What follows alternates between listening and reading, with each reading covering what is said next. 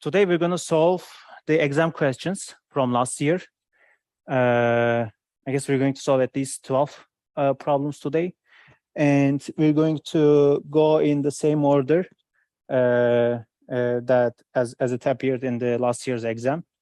And the first question is, I'm going to solve the first question, and the first question is Boolean logic circuits.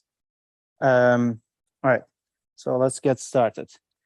So in the first question, the first question has two parts. In the first part, we're given some minterms, and oh yes, good catch, thanks. If I can find the, all right, very good. And maybe I can hide this one as well. Yeah, cool. All right, so we're given, like there are two parts, and in the first part, we're given minterms, and we are expected to write down the Boolean formula, Boolean equation of these minterms by also simplifying it, right? So these are mainly 4-bit values, and we can, as we know from the lecture, so we can assign variables to those 4-bit inputs so that we can use them in our Boolean equation. And I'm going to use basically the common terms we've been using, A, B, C, D, and I'm going to use A for the most significant bit and D for the least significant ones. So let's get started. So I'm going to start writing the Boolean expression of the minterms that are given, right? So if I'm using A for the most significant bit, I could simply write A, B, C, D for the first minterm. And I don't really have to do anything because all of them are ones, and you can assume that there are n's over here. And I'll just basically continue for all of these minterms over there. So you can, by the way, stop me whenever something is, I don't know, not very clear, although these are relatively easier concepts. And yeah, A, B, C, D, but I need to put a not for D, right? Because I have 0 or A, B, C, D, but the least 3 bits are zeros, or A, B, C, D, and the second and the third one are zeros. A, B, C, D. This one is A, B, C, D again. This one, and last A, B, C, D. All of them are zeros, right? Is that clear so far? How I write down the Boolean equation? Perfect. So we want to simplify that, right? And you can either like go from here and simplify it by your own observation, but we could also apply Carnot map, which is easier. Which is the easier way of doing it, I guess. So I'm going to apply Carnot map here. So you can also apply Carnot map, by the way, as long as it says that explicitly you shouldn't apply Carnot map or anything like that. For Carnot map, what I'll do is that I'll have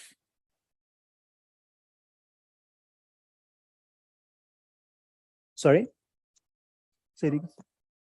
Oh, he didn't cover Carnot maps, so you don't know how Carnot map works, I guess. Okay, so I'm just going to do it as usual, which I'm not prepared for. So what then we're going to do, like based on our observation, I'm going to just disable this one, right? And let's just try to simplify that as we would with the Carnot map, I assume. So what I can do is that I can try to observe the common terms here, and then from there I can go and simplify things. So let's see what sort of common terms we have over there. We have BC, I guess BC knots covered in many places, so I can go with the BC knot. And I have A and D knot. Oh yeah, that's great. Thanks, Giray. All right, so what is the first common So I guess it goes with BCD even. Okay, apparently we can also have BCD. So the strategy that I'm applying here is that I'm trying to observe the most common terms in this formula so that I can use them to simplify things, right? So the first strategy is to be able to find those most common terms that appear in the equation. So, and apparently BCD is one of those. So it goes with A and or A naught. And the second most common one would be AC, apparently. And I can have BD B D naught, B naught D, and sorry, there's OR here, and B naught D naught, right? And the other term would be here A B, and I could use C D, C naught D naught, CD, and C D naught. All right, so let's see what's happening here. Is that so? This is so I have A or A naught here, so this is definitely 1, right? So I can simply write B naught, C naught, and D naught. And over there, what I have here, I guess, is AC and or AB. Why is that? All right. So I guess, so this is all possible combinations of B and D, right? So then this means that this is here, that is definitely 1. And same as here, this is also definitely 1, right? Because I have like CD, C, D naught, and C naught D and CD naught. So same as here. So meaning that these are 1.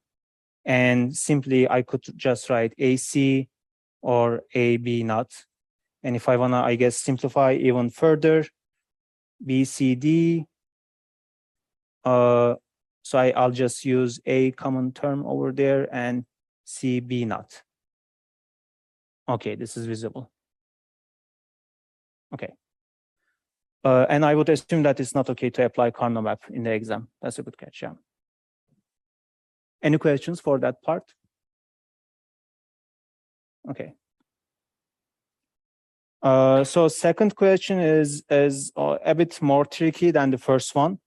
So we're given a formula, and we want to basically convert it in a way that we only use NOR operations. So for that, there are actually a couple of steps that you should keep always in mind. And then you're going to iterate over these steps to basically check whether like you can apply one of these steps when you're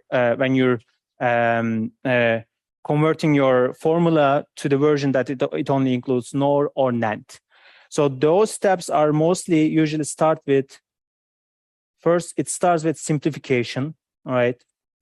So when you have an equation, just basically check whether it is simplified enough. So if it is not simplified, so you can first choose to simplify so that like your life is going to be easier solving the question. The second step that we can apply while converting this formula is De Morgan's law. So we're going to always keep that in mind as well. The third one would be, we can always also sometimes apply not operations, right? Because when you apply not, you're keeping everything same, changing nothing, but it sometimes helps us get rid of, like, helps us to actually apply later on, apply De Morgan so that we can either have NOR or NAND.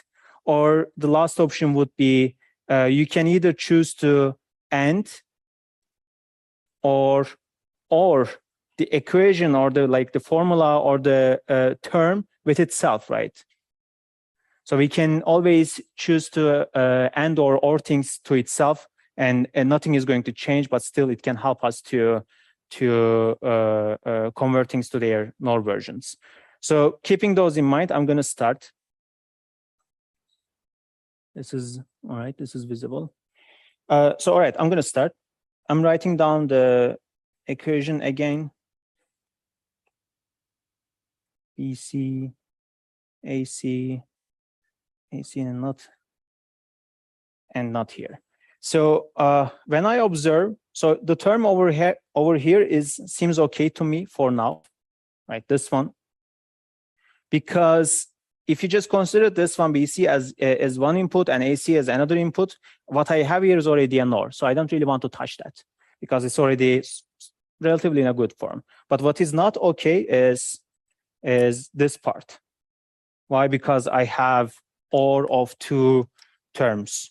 So I want to basically get rid of that. I want to start with getting rid of that. And so I can either apply De Morgan's law here or not. So in this case, I'm going to choose applying not. So you could either also go with De Morgan, but when you have like too many terms, things get complicated. So not is always easier when you have too many terms. So I'm going to start with that one. BC. I'm just writing down exactly the same thing.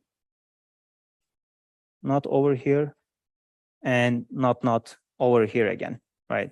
So when you look at it here now, so the problem for this part seems to be solved, right? Because I have, let's say, two inputs and they are NOR, but I want to basically get rid of either this NOT or the one that belows it, right? So another approach that I can go is either I could apply De Morgan again, or I'm gonna either and or with itself of what I have here. So if I'm going with De Morgan after applying not, it usually is a sign of like going backwards. It's not always the case, but I would be careful if I'm applying De Morgan after not. And so this time, basically, I'm just going to go with like either ending or ORing with itself so that I can get rid of the one of these knots over there. So if I do that, so I'm basically just thinking out loud, or I'm going to think out loud while doing so. All right. So over here. All right. So what I'm going to do is I'm going to write it again. Exactly the same thing. AC not, right, and not. So what I did is just write to the start. So, and now I need to decide whether I should end or with itself. And don't forget that I have, let's see, I have one more not here. So if I apply actually OR, this means that I have another NOR again. So I don't really want to apply AND because then I will need to apply more operations so that I can get rid of that AND is at itself again. So if I apply OR here, then this means that this looks okay here because I have a NOR for this part and this part. All right, so let me see if everything looks fine. The not. All right, so I have probably one more not here. Let me see. There's a BC not, and I applied not, right? Yeah, I have one more not over there. All right. Let me also check with this part just to make sure. I have AC not and this part. Okay, not. And what I'm doing is basically yeah. So what I'm doing is over there is, yes, I use this not and also this not. Let me see. Yeah, sorry for the confusion. So what I'm copying here is like this part. Is this part. So this means that I'm moving this knot as well. So this knot should be moved over here. This knot is over here. So if you just ignore this one, so I have full knot covering two terms, and nots for these ones. This looks okay now to me. Okay, yes, it looks fine. All right, so now I guess like everything is solved except for this one, right? Because I have a NOR here. Let me highlight that one as well. So I have a NOR here. I have a NOR here. Again, similarly, I have a NOR here. And in the larger part, I also have a NOR here. So only thing that we didn't solve yet is this thing, A naught, and of course, like BC and AC naught. So it's relatively easier to solve A naught over there because I can simply just,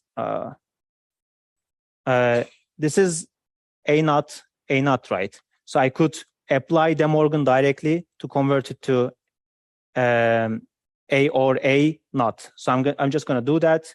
And what I'm going to do is as follows: AA naught or BC AC naught, and this is NOR, and same thing again, AA naught. So let's just put one more parentheses, BC AC naught. This is NOR, there should be one more NOT here over there. And it's of course like there is one more NOT covering all of these things. So that's the outer part. Anything that's not clear so far? Yeah. Oh, sure. Yeah.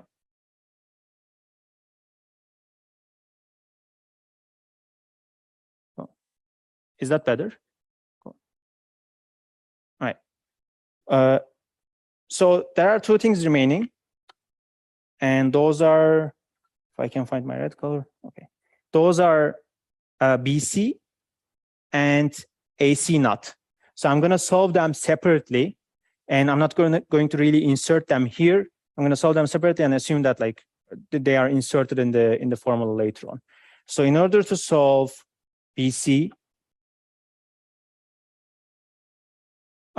you can again like either apply De Morgan or not. Let's go with not here, right? And this would mean B naught or C naught and not exactly. And in order to get rid of these terms, they're knots, I'm going to apply the similar strategy that I applied for A naught. And this would be, because like this is BB not, right?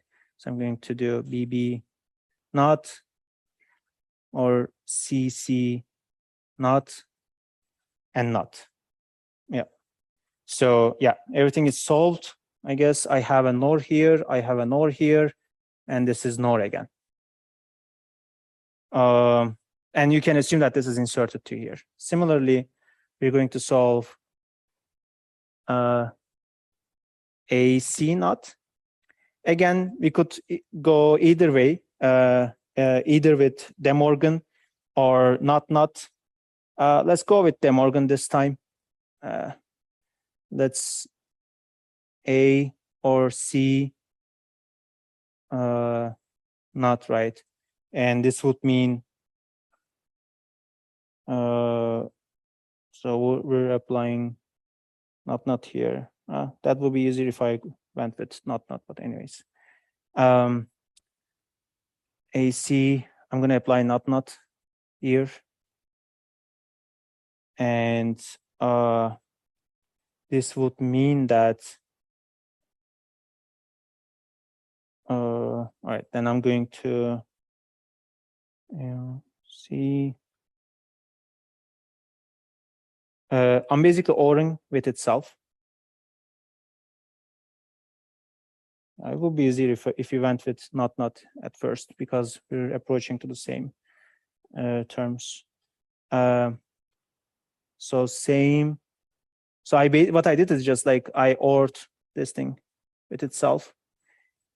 And I guess in order to solve these parts, similar strategy, A not, or C not, same again, AA not, or CC not. Let me check if everything looks good. Yeah.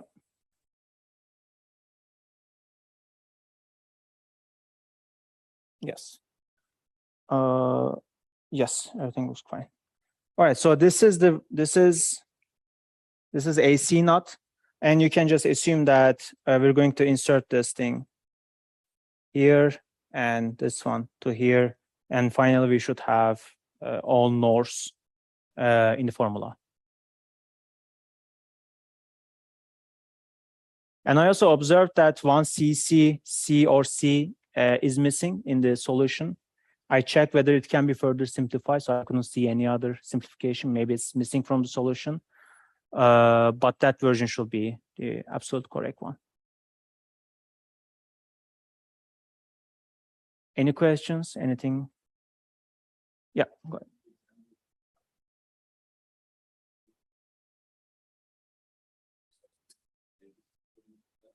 ahead. Exactly. As long as like you're super clear about what you are trying to do, you can just write down your assumption or the way that you're solving the question, and whoever is grading your exam should grade it accordingly. Yeah.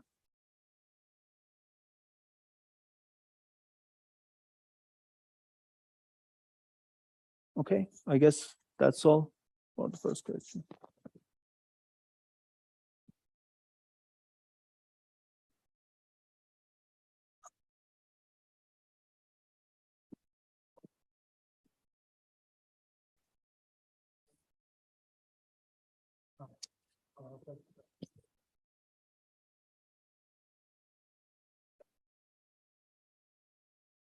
What is the question, Joel? I can.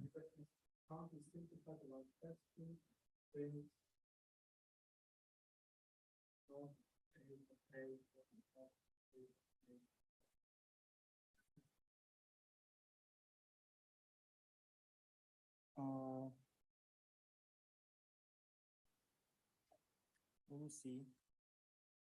What we did is A and C, and they are not. Say it again. Oh, yeah. So, but I guess the question is like, can't we simplify the last version further? And the way to do that is maybe student can speak up and then we can hear him or her well for the simplification. Yes, the question is down there you have not A and C, and then you have not, and then down there you have these multiple not A, and so on, but you have to twice. I couldn't really hear well, but so I'll check the further simplification, and if that's the case, I'll write down in the Zoom or like tell one of the colleagues here so that. That's it. Hard to communicate this way, right? Yeah. Maybe we can continue on Moodle. Yeah, that's also fine. Exactly. Yeah. If you can also write down your answer to Moodle, and then we can continue from there as well. Well, I'll check the simplification. If that's the case, I'll let you know as well. Okay.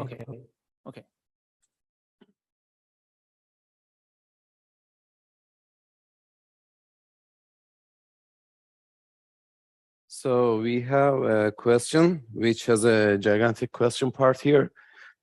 So basically, this is about Verilog, which it's the hardware description language that you used in the labs, in several labs, right? So here in this question we have 5 blank spots in this code, and we're trying to fill it in the most appropriate way. To just get familiar with the module here, let's see what it does. So we have something called enval that we don't have the definition here, so we will provide that soon. And we have 2 always blocks, right? So this block and this block. So let's say this is A, this is B. You can even draw the circuitry, right? So you can have an A, you can have a B. And if you look at the right-hand side of the equations here, you can see what the inputs of A are.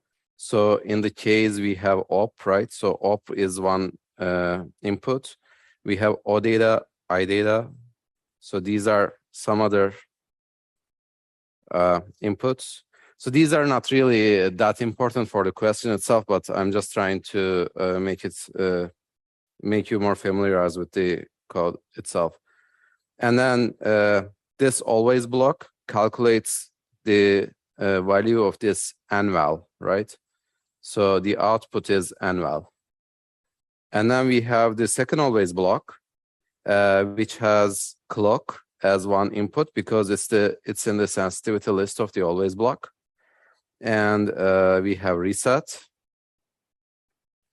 And we have, okay, so we have some comments saying that here we will reset O data to 0 for the next cycle. So the O data will be an output.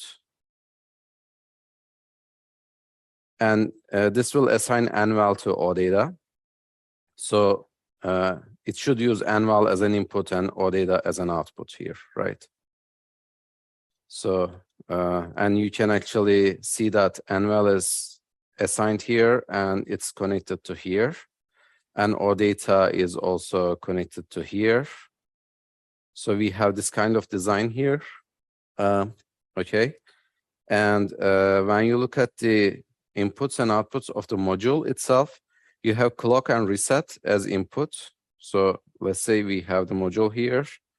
You have clock and reset. And I cannot see. Okay. I data is another input. It's actually implicit in the name, but don't get tricked by the name. So it's defined as input.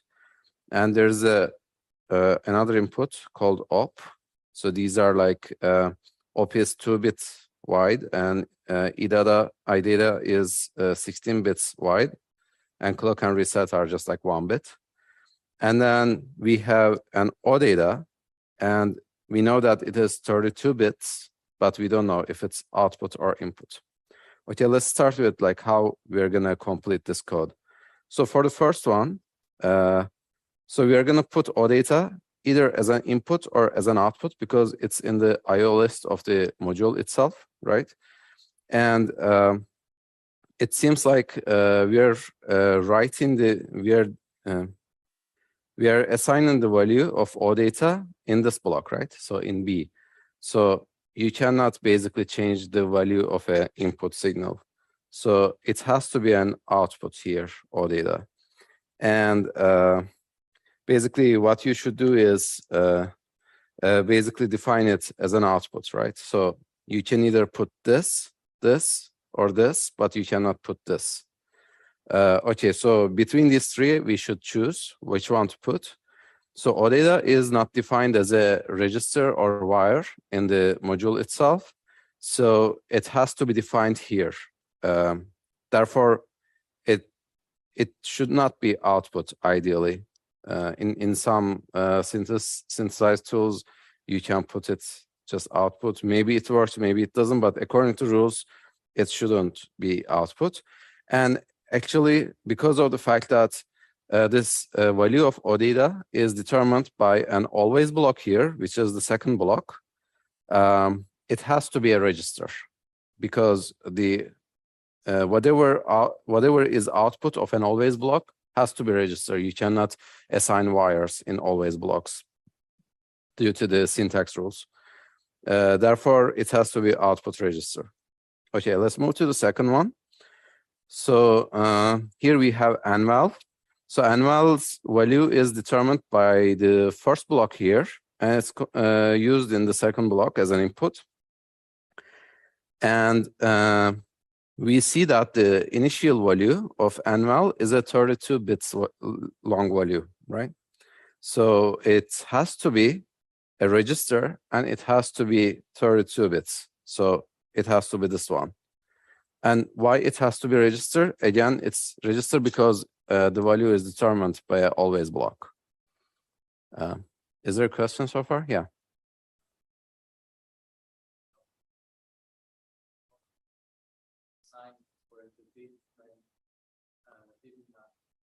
Okay.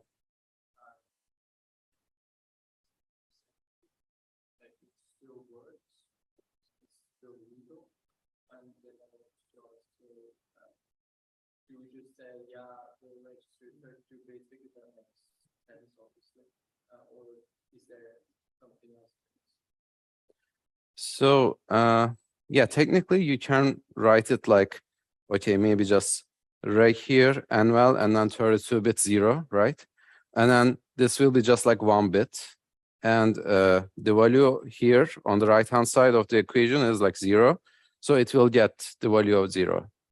And if you try mapping some other 32-bit number to here, assigning it another 32-bit number, it will get the least significant bit in the like common use case, let's say, if you write it in that way. But ideally, you shouldn't do that. Yes, synthesizers are okay with that, but to make your design robust, you shouldn't do that, actually. Does it answer the question? Okay, perfect. So also among these options, we don't have any like other bit length anyway. It's just like all of them are 32 bits. So we need to decide if it's register, input, wire, or int. So it has to be registered because it's written by the always block. Okay. The third one is here. So here we have a case statement here, right? So you can imagine how case is implemented in a way that it's just a multiplexer. Do you remember the multiplexer from combinatorial logic? Okay, I hope you will remember that. So if you actually try implementing this, it's basically something like, okay, you can see this part.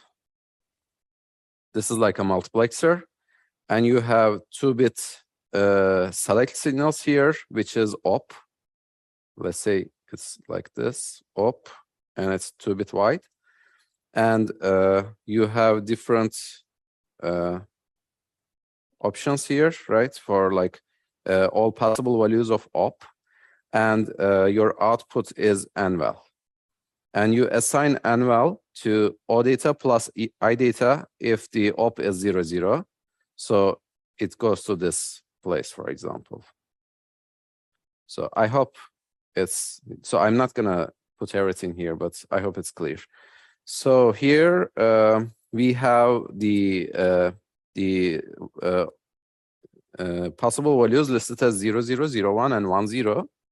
So for the fourth one, we can have two options actually. It can be 1, 1, or syntax also allows you to just write default, meaning that if it is not any of these, it will go to default, right?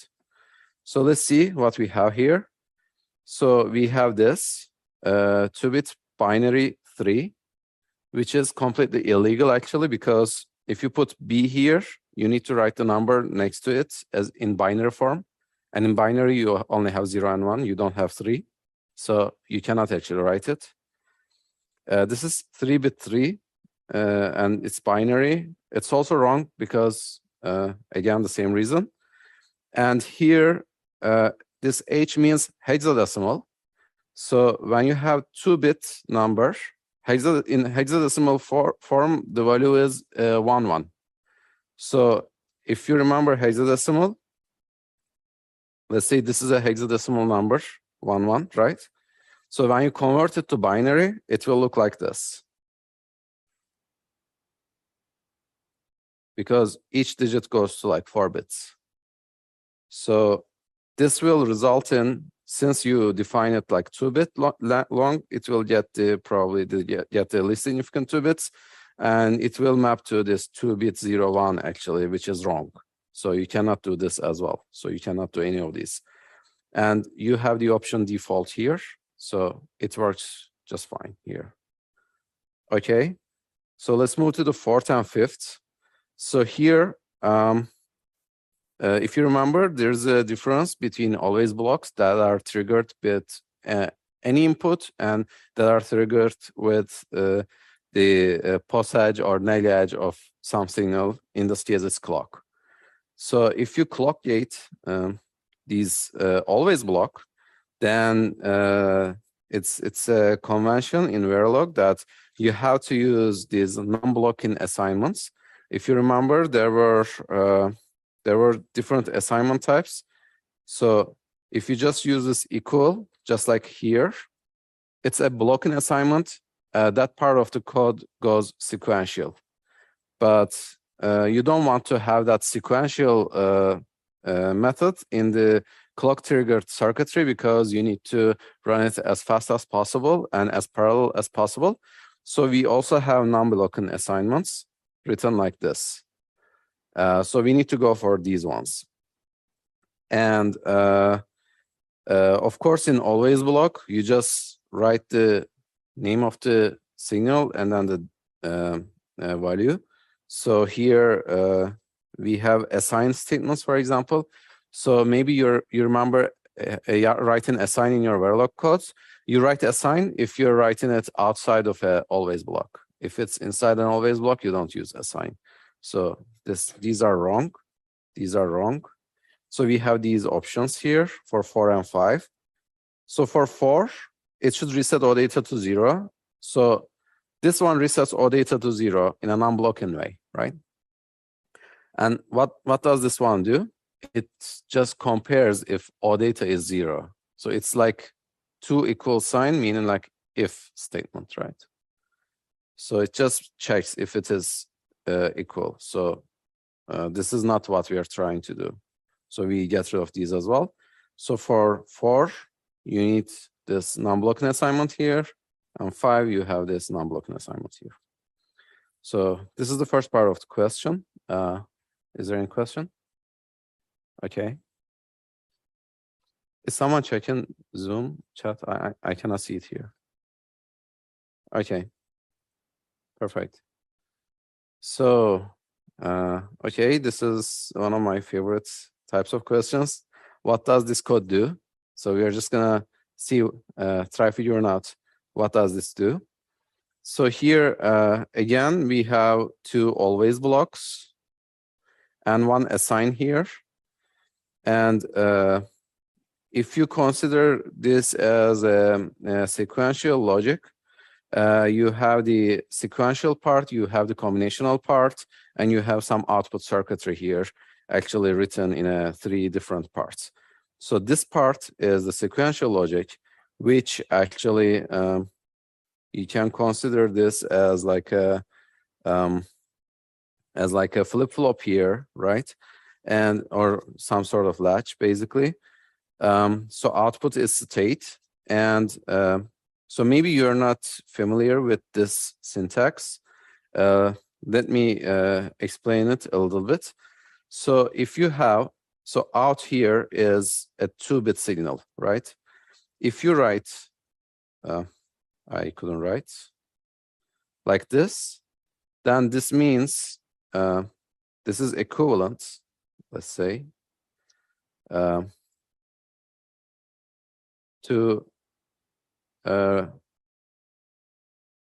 feeding all bits in out into an AND operation and getting the output. So you AND all the bits in out. So this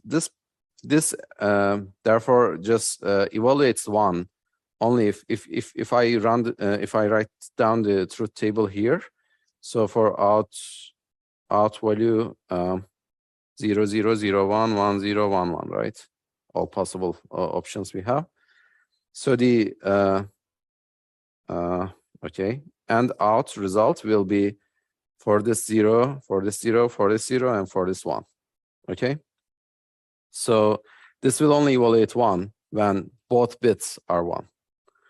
And this ternary statement tells us that if the condition here is true, then assign this value.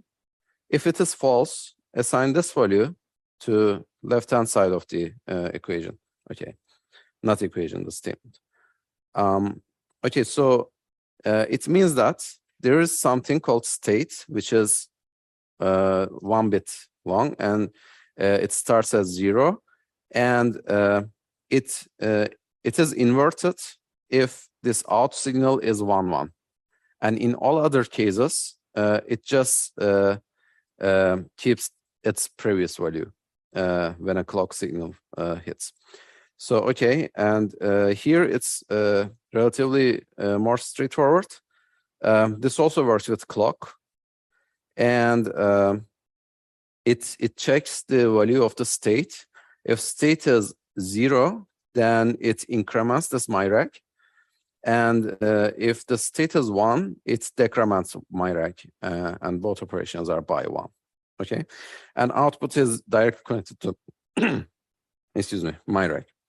Okay, so the question asks us to run this circuitry for 16 consecutive clock cycles from the very beginning, and show the value of out signal here. Okay, so so I'm just gonna write it down here. So we have clock at 0. Okay, and we have the state, we have myrag, and out is connected to myrag, so it will be the same anyways. I think I'm not missing anything here. Okay, so in the very beginning, the state is 0, right? And myrag is 0, therefore out is also 0. Let's write it in binary form. So these are 0, 0, 0, 0, and state is 0, clock is 0. Okay. I move to the first clock. So when the clock hits, we will run this always block and this always block in parallel, meaning that the result of one is not going to affect the other one in the same clock cycle. So here, out is 0, 0. Therefore, this will just keep the previous state, and my state is going to stay at 0. And state was 0 in the previous clock cycle. Therefore, myrag is going to be incremented by 1. So it will be 0, 1. And output is directly connected to myrag. So it will be 0, 1 as well. And let's move to the second one. So here, myrag out is 0, 1. Therefore, the state will remain as 0 because of this, right? Because yeah, this is not satisfied, then state is gonna stay the same. And this will increment by 1, and then this will follow myrag. This is increment by 1 because state was 0 here. Okay. Now I think things are gonna get a little bit more interesting. So here in the third clock cycle, we look at let's look at the state. So okay, it's not interesting still because it's 1, 0 here out. So this value is gonna be 0 again. So we are gonna maintain the previous state. So state will be 0, and myrag will increment again, and it becomes 1, 1. And when myrag becomes 1, 1, our output is also 1, 1. Okay. Now things get more interesting. So here, output is 1, 1. Finally, this and out signal here goes to 1. So when this goes to 1, state will be inverted. So the state will be 1 here. So we inverted here. And here, to calculate myrag, I will still use the state from the previous clock because those two always blocks run in parallel. Therefore, I will try incrementing this. So when you increment a 2-bit number with value 3, what you get, you normally should get 4, right? 3 plus 1 is 4, but it will overflow in the most significant bit. So you will have 0, 0 here. Okay, is that clear? And when this becomes 0, 0, output is also 0, 0. Now output is again not 1, 1. Therefore, we maintain the state here, and therefore we need to decrement myrag. And when you decrement Myreg, so here your value is 0. So 0 minus 1 is minus 1. So what you get in binary form is again 1, 1 here. Okay, so the output is also 1, 1. And when output is 1, 1, in the next state, you will invert the state. So state is going to be 0. And to calculate Myreg, we need to look at the previous state again, because those always blocks are parallel. So it will decrement Myreg. So Myreg will be 1, 0. And when this becomes 1, 0, output also becomes 1, 0. And when output becomes 1, 0, you will maintain the current state in the next clock, and it will be 0. And when this is 0, you increment this again, Myreg, and Myreg goes from 1, 0 to 1, 1, and output also goes to 1, 1. So I guess you start seeing some pattern here. If you look at in decimal form, maybe it's more clear. So I'm gonna write out in decimal form here. So it's 0 here, 1, 2, 3, right? And then it goes back to 0, and then 3, and then 2, and then 3. And if we run one more, what will happen? So here, output is 1, 1. Therefore, you will invert the state. This will be 1. And the state was 0 in the previous clock cycle, so you will decrement it, and it will go to 1, 0. Therefore, it will be 2 again here. So what happens is, until this point, maybe you can consider that as a initialization process. Did I do something wrong? Let me double check. Maybe I missed something.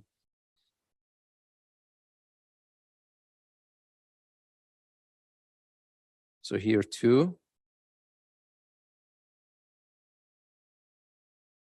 Oh, okay. I missed this one. So it was state 0 here. So the Myreg should be incremented. I decremented it. So you need to increment from 1, 1. So this becomes 0, 0. So this is 0 again. And then in the 9th one, since this is 0, 0, this will not change. And then this will be decremented. So it will be 1, 1. And then the output is going to be 3. So every 2 clock cycle, you invert your state. So it's going like 2 up, 2 down, 2 up, 2 down in the output, right? So what pattern you see is it goes from 0 to 3, and then 2, and then 3, and then 0, and then 3, and then it will go to 2 again here, and then 3 again here, and then 0, and then 3 again, and then 2. So you will see this kind of pattern. So I'm not going to continue doing this. You can, if you're not convinced that this pattern is repeating here, you can just try seeing it yourself. But this is the answer, basically. And if you look at the solution, actually, there's a huge paragraph explaining this, but I tried explaining it in a more intuitive way. So I hope this is helpful. Yeah.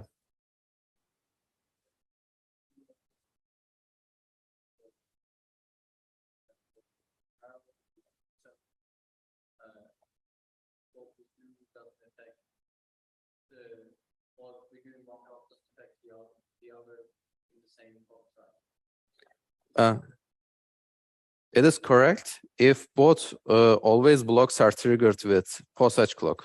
Okay, this is a bit crowded now. Maybe I should show it here. Where's that? Okay. So yeah. So when you look at the sensitivity list, both of them are triggered with post-edge clock. So they should get the value from the, like, before post-edge clocks comes. So even though their outputs are connected to each other, so it's basically like this, right? So let's say this is A and this is B. You have A here, you have B here, and both of them are triggered by clock signal. And you use A's output as B's input here. So when the clock hits, it gets the value here and then writes it here, right? And at the same time, B gets the value here and writes it here. Just consider that, like, to simplify things, just assume that these are two D flip-flops. Therefore, the value here does not propagate until this wire, until like 2 clock cycle passes. Therefore, you have to use the value from the previous clock cycle for this D flip-flop.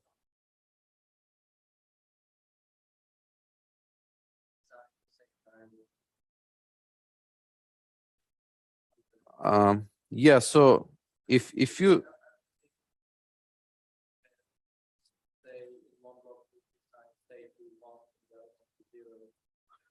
so then if you consider that what kind of circuitry it should try implementing. So A assigns, let's say we have state here, right? A assigns a value to state, B assigns another value to state. So there's a conflict here. So you don't know which one is going to be here. Actually, if you try doing that in Vivado or ISE, then you will get a warning or error saying that this is the signal is driven by multiple sources. Sure. Other questions? Okay. So we are doing finite state machines. This should be hopefully the easiest of the exercise in the exam. So easy points. It's mostly a question of reading the problem statement right and not making stupid mistakes. Let's go through this. You're given this Mealy machine. This one input bit, one output bit, and you should try to simplify it and reduce the number of states. So you should explain each step and draw the thing. And well, okay, this is the sentence, if not, and so on. But let's try to do it first. So we should try to get to fewer states. And the first step is probably to check, is anything useless in this machine? So a useless state would be one that's never reachable. And we can immediately see C does not have an input edge, actually. So this one can never be reached. We can remove it. And of course, also the outgoing edges from C would never be used. So the question also asks to write down an explanation. So we do that. C is unreachable. So for your benefit, I will be very short in my writing here. So maybe you can write in the exam a bit more than just 3 words. But you know, say something like, there's no incoming edge, it's unreachable, can be removed. Okay, so after we removed C, now we actually can repeat the same step. Now D is unreachable, the same reason, and its outgoing edges as well. So afterwards, D is unreachable.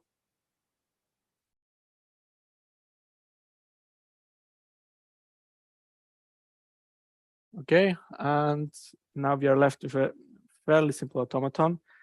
We can try to remove more states, but as you can see here, somehow in state A, we behave differently than in state B, because for the input bit 0, we output the 0, while over here for the input bit 0, we output a 1. So we cannot combine these states for sure, and the automaton cannot be reduced further. So as the final step, we should draw the resulting automaton. So this is A, the self loop, reset. Don't forget reset.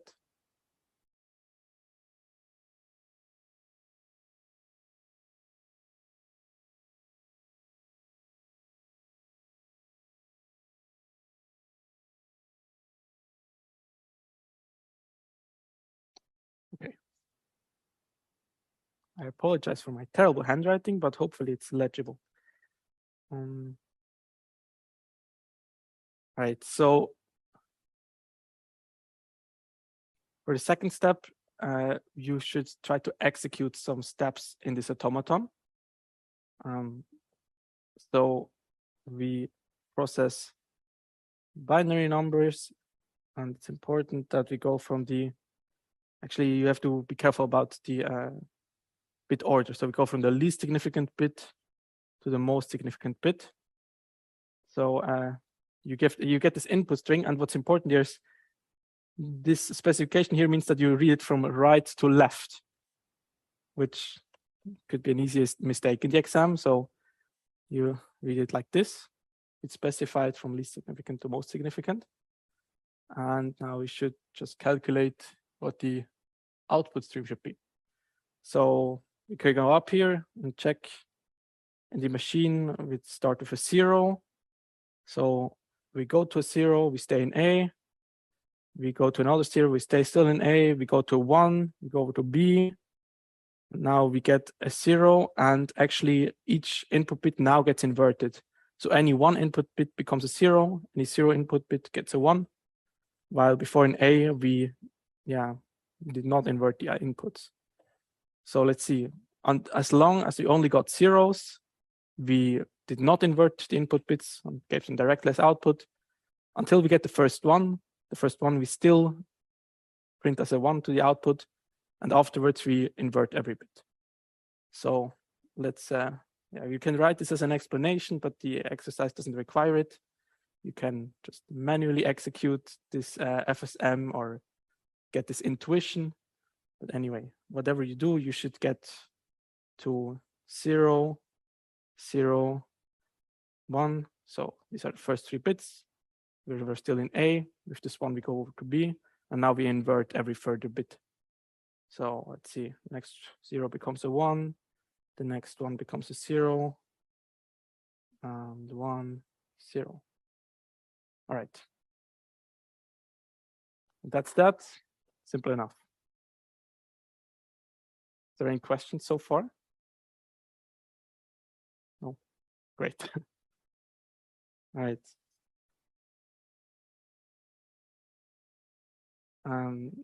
So again, it's mostly a question of reading the question precisely.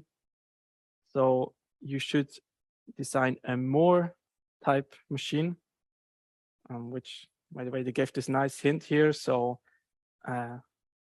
recall that the output depends only on the current state on the more machine. So the previous exercise, we had outputs for every edge. Here we need to design a more machine which has an output for every state, because it's a more machine. Okay, so let's see, the input is again an unsigned binary number, and we get it as a bit serial fashion. But interestingly now, we get it from the most significant bit to the least significant bit. So you really need to read this carefully in the exam, because this time it's from left to right. So let's see, the output should be a logic 1 exactly if the input so far is divisible by 8. Okay, we got everything. So they gave some examples here for which inputs this should be a 1. Let's see, so divisible by 8 really means the last 3 outputs. So for the 1s, the 2s, and the 4s are all 0. That's why you can see in these examples here that really all the ones that you should accept are, have this end in these 3 zeros. Right? If any of these 3 bits were a 1, it would be maybe an odd number or a number that has a 2 in it or a 4. And as soon as you find these 3 zeros, you can be sure it's divisible by 8. The way to define it also, like a 0 by itself is also divisible by 8 because it's 0 modulo 8. So that's all the question reading we have to do. So we should write an explanation also for the FSM we're designing. So what we should write down is something like, okay, we had this insight that we detect the 3 zeros at the end of the inputs.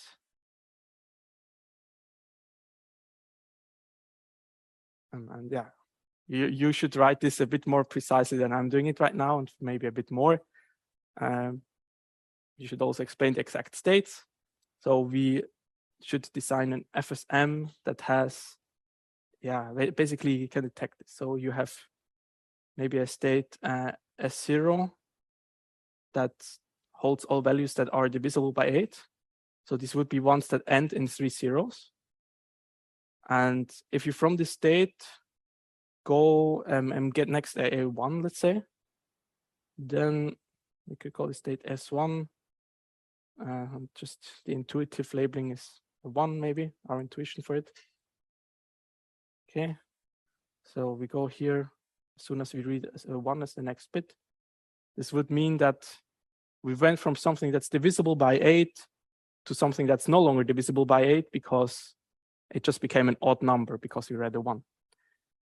Now, if from this state you read another 1, nothing interesting happens because you are still not divisible by 8. And from this state, you could go to a state S2, which would mean the current bit you read so far ends in 1 0. So you go there. And from here, if you read another 0, maybe go to state S3, which means you end in 1 0 0. Okay.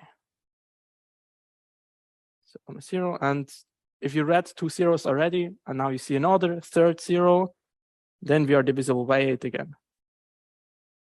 All right. So far, so good. Now we are missing some edges here. So we need a reset edge because as we defined up here, 0 by itself is divisible by 8. So that's where we start. We are initially divisible. And if we are initially divisible, we remain divisible if we add more zeros.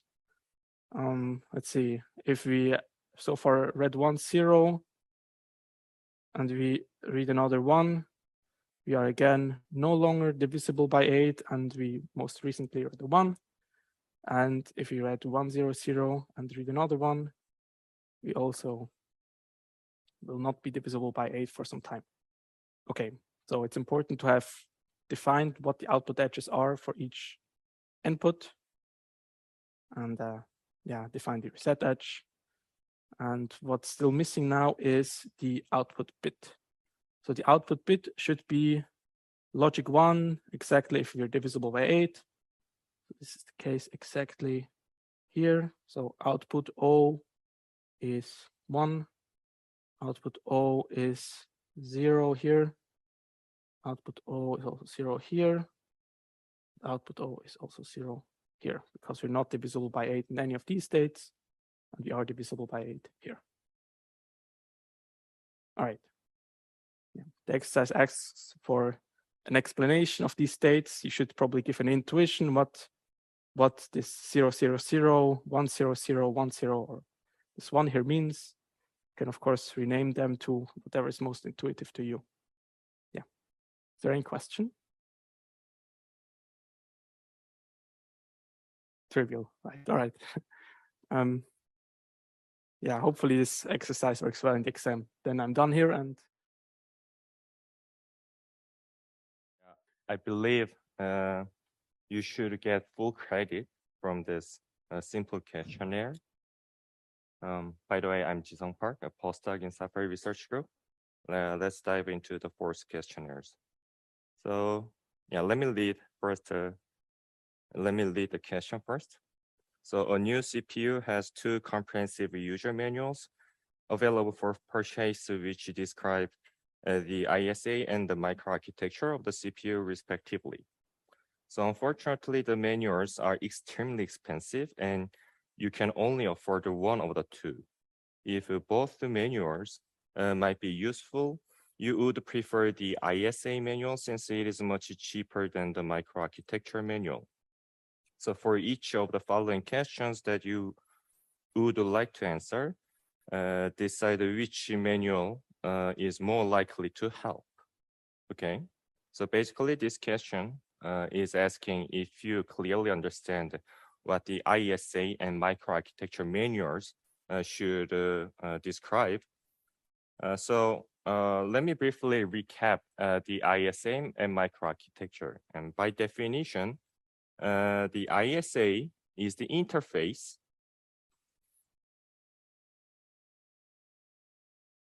between program and hardware, right? So, and in this program is not just only the high-level programming language such as C++ or Java. It should include any programs. So on top of hardware like assembly code or even machine code, machine binary code, right? So typically at the end of the program layer, we describe the program behavior, meaning the hardware behavior using instructions, right? So ISA should define the type of instructions that are supported by this hardware and also the format of instructions. But how to implement, exactly execute the instructions, the ISA manual does not have to specify them. Okay. Yeah. Okay, let's go over the question now. So the number of uniquely identifiable memory. So yeah, before we go over each question, so my point here is that I would suggest you think about the necessity of the given information in each question here from the programmer's perspective. If the information is really necessary for a programmer to implement a code, then it should be described in ISA in the ISA manual. But if the information could be useful to optimize the performance of whatever of your program, but is not really essential to make a program itself, then the ISA does not have to specify. Okay. So number of uniquely identifiable memory locations, it means the memory space, right? And a programmer should be able to specify the exact location of each variable, programming variable. So this should be properly described, defined in ISA. Hope it is clear. And the number of instructions fetched per clock cycle. So this can vary depending on the exact microarchitectural designs. So if you recall the assembly code we took a look in course, yeah, there is no specification in our assembly code, right? So it can vary. So this should be. So the ISA manual does not have to specify this, and support for branch prediction hints conveyed by the compiler, meaning that the compiler, when the compiler generates the final code, machine code, to use this branch prediction hints generated from the hardware, there should be a way for the compiler, it's a software also, right? To get such information from the hardware, meaning there should be some dedicated instruction. So ISA should specify that. And number of general purpose registers, for sure, it should be described in ISA because a programmer should be able to specify the destination and source registers. But the next, the number of non-programmable registers. So literally, these are non-programmable, so there's no way for a programmer to specify the use of this non-programmable register. These are used for some other optimization inside the hardware. So yeah, it does not have to be specified in ISA.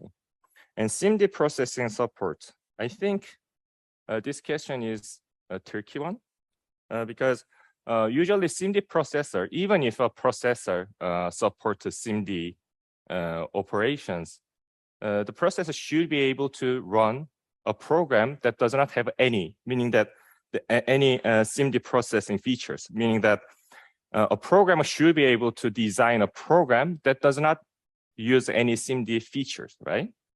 But to correctly use this SIMD processing features that supported by the hardware, the instruction, there should exist some instruction dedicated to SIMD processing. So it should be specified in ISA, right? And number of integer, arithmetic, and logic units. So again, so this is how to execute, efficiently execute some arithmetic or logic instruction. So it can vary across the different microarchitectural designs. Okay. And number of read ports in the physical register file.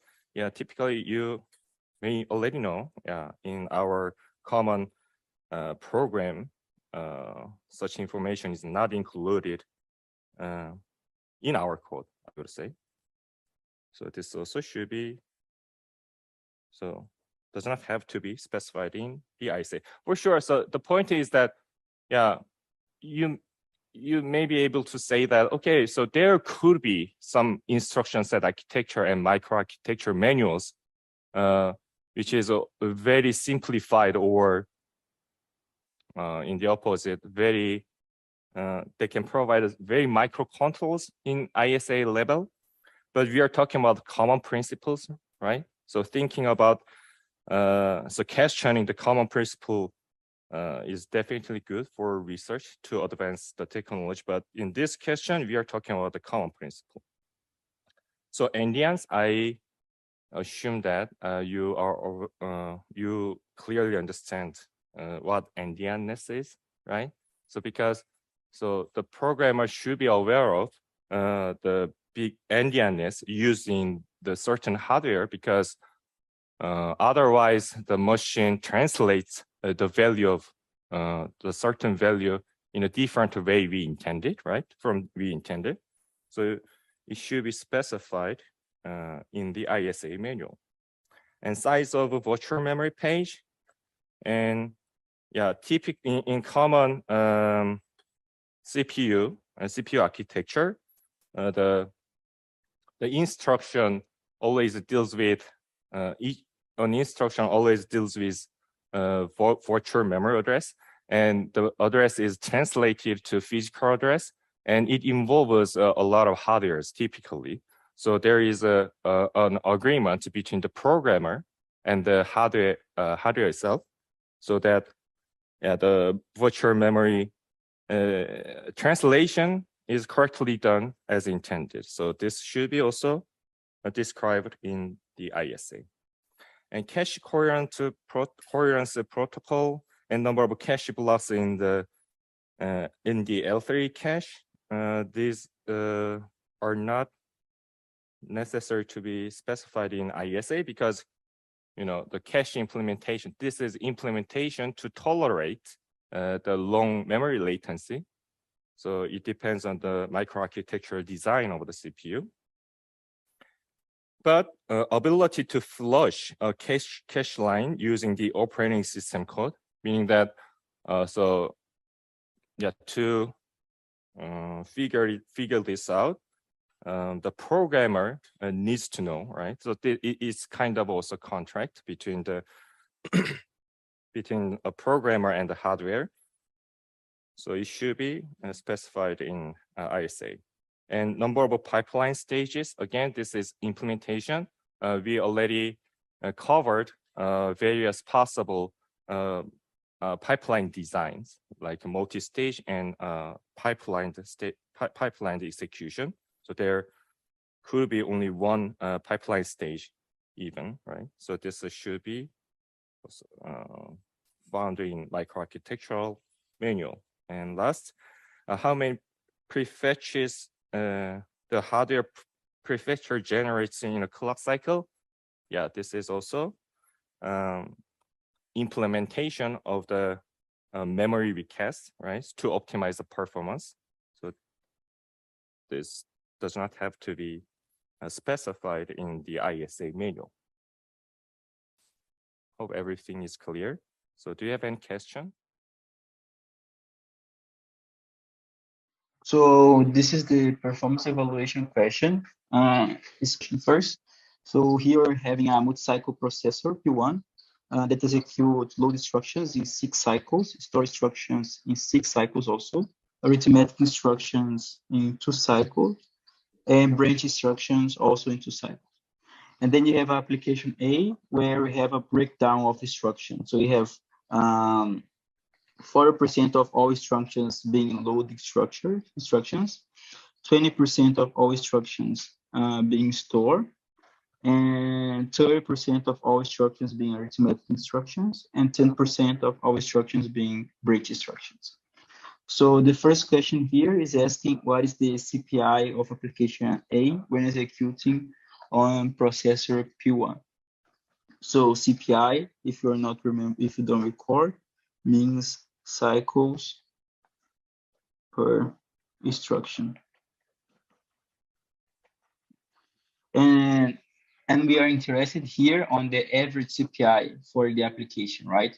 So for you to calculate the average CPI for that application, we are going to simply multiply and add all of those cycles that it takes per instruction and the amount of instruction that the application is going to execute in the application. So it means that first we are going to see the application executes 40% of the instructions are load instructions, right? So that means that you're going to multiply 0.4 times the latency that it takes in cycles of load instructions, which is 6 cycles. So times 6 plus, and then you repeat for each instruction type. Then you have 20% being store instruction, so it's going to be 0.2 times the latency of store instructions, which is also 6 cycles, so times 6, plus the amount of arithmetic instructions, 30%, so 0.3 times the latency of arithmetic instructions, which is 2 cycles, so times 2, plus the branches, 0.1 over here, times the latency of the branches, which should be 2 cycles. So here we have this number of cycles that is going to take for load instructions, for store instructions, for arithmetic instructions, and for branch instructions. And if you do this math, I guess it should give you 4.4. So this is the final value. Is there any question related to this in the audience? Okay, I'm assuming there is none. And then in part B, it says that a new design of the processor is going to double the clock frequency of processor P1. However, the latency of all instructions increases by 4 cycles. We call this processor P2. The compiler used to generate instructions for P2 is the same as in P1. Does it produce the same number of instructions of program A? This is all of this information is going to be important for the next question. What is the CPI of application A when executing in processor P2? So pretty much we do the same thing. So CPI, but now the breakdown of instructions stay the same because it's in the compiler is generating the same number of instructions. The only thing that is changed is that we are going to increase the number of cycles for each instruction by 4. So now you're going to have here 0.4 because these are the number of load instructions, times. Now the latest that is going to take for load instructions is going to be 6, what was the original latency here, plus 4, because we are going to increase the cycle of all of the instructions by 4. Then we do the same thing for the store instructions, times the original latency was 6, we increment it by 4. And then for the arithmetic instructions, the original latency was 2, we increment it by 4. And finally, the branch instructions, the original latency was 2, and we increment it by 4. And I guess this should give you 8.4, if I'm not mistaken. Any question related to this? There is something in the chat. How much would be get deducted if you got the wrong result by calculating errors, but not the formula? Okay, so usually I'm the one grading this question, so I don't deduce much if you do math mistakes. Like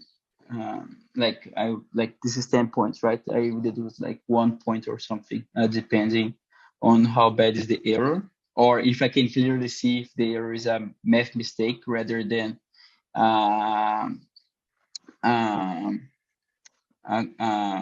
formula mistake, like meaning if I understand that you know the formula but you just multiply something wrong, I would not deduct much at all.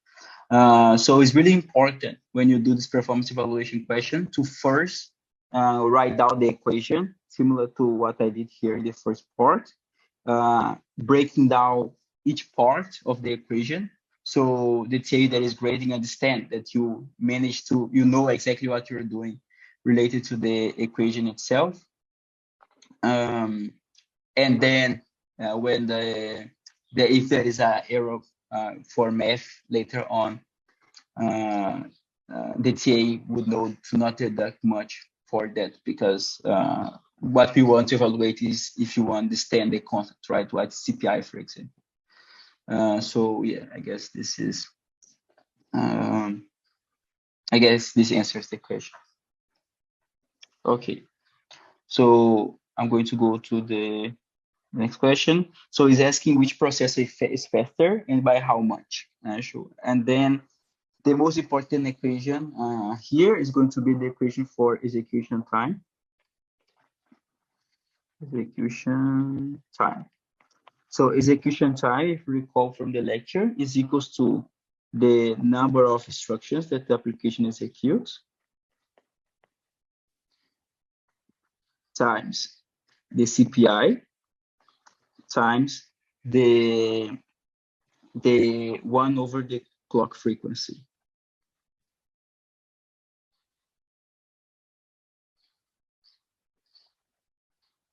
So if you apply this equation here for application for processor 1,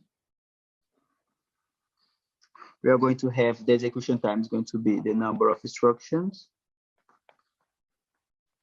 times CPI of processor 1, which is 4.4, times the clock frequency, just put F here, and the execution time of processor 2 is going to be the number of instructions executed.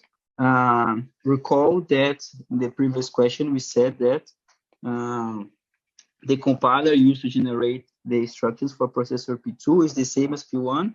Thus, it produces the same number of instructions of program A. So it means that this instruction here and this instruction here is the same number. Times the CPI of processor P2, which is 8.4, times the frequency. So a new design operator doubles the clock frequency of processor P1, right? So if this frequency of processor P1 is F, these other frequencies here is going to be 2F, right? So if you simplify, if you divide one equation by the other or simplify the equation, we can see here So this instruction is the same as this instruction, right? This 1 over f term here is the same as this 1 over f term here, so we can cut. So we are going to have that this is going to be, we can say that this is 4.4, and this is 8.4 divided by 2, which is 4. This is 4.2. So execution time, lower is better, right? So the execution time of after the simplification of the execution time of processor P1 is something is in the order of 4.4, while for processor P2 is 4.2. So it means that processor P2 is faster than P1. Again, recall that execution time lower is better. And by how much? We just divide 4.4 by 4.2. And I don't exactly remember the number from that this gives. This is 1.05 times. So yeah, this is basically how you solve this. Is there any question related to this?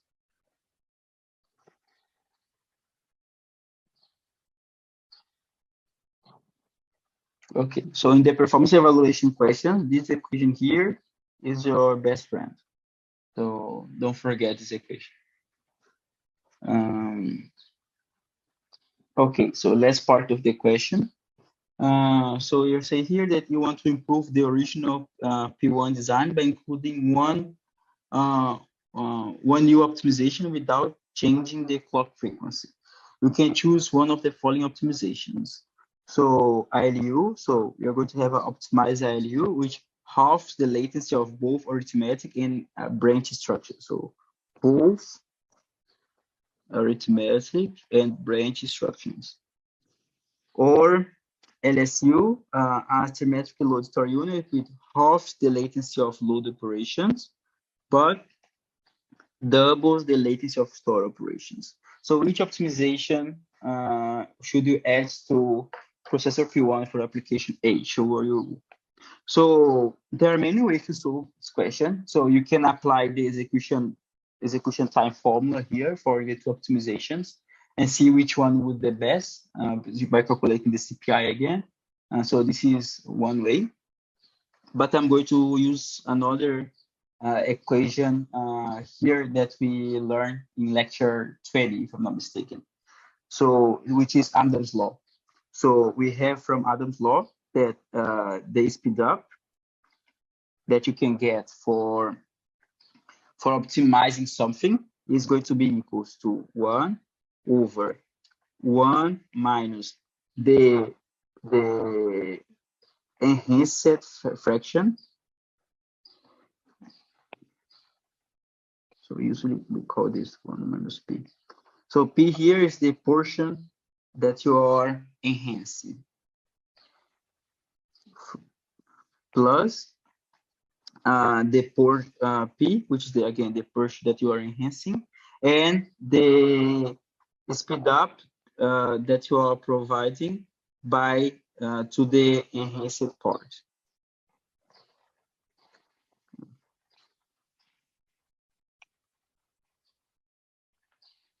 So again, you can check lecture 20 for this equation over here.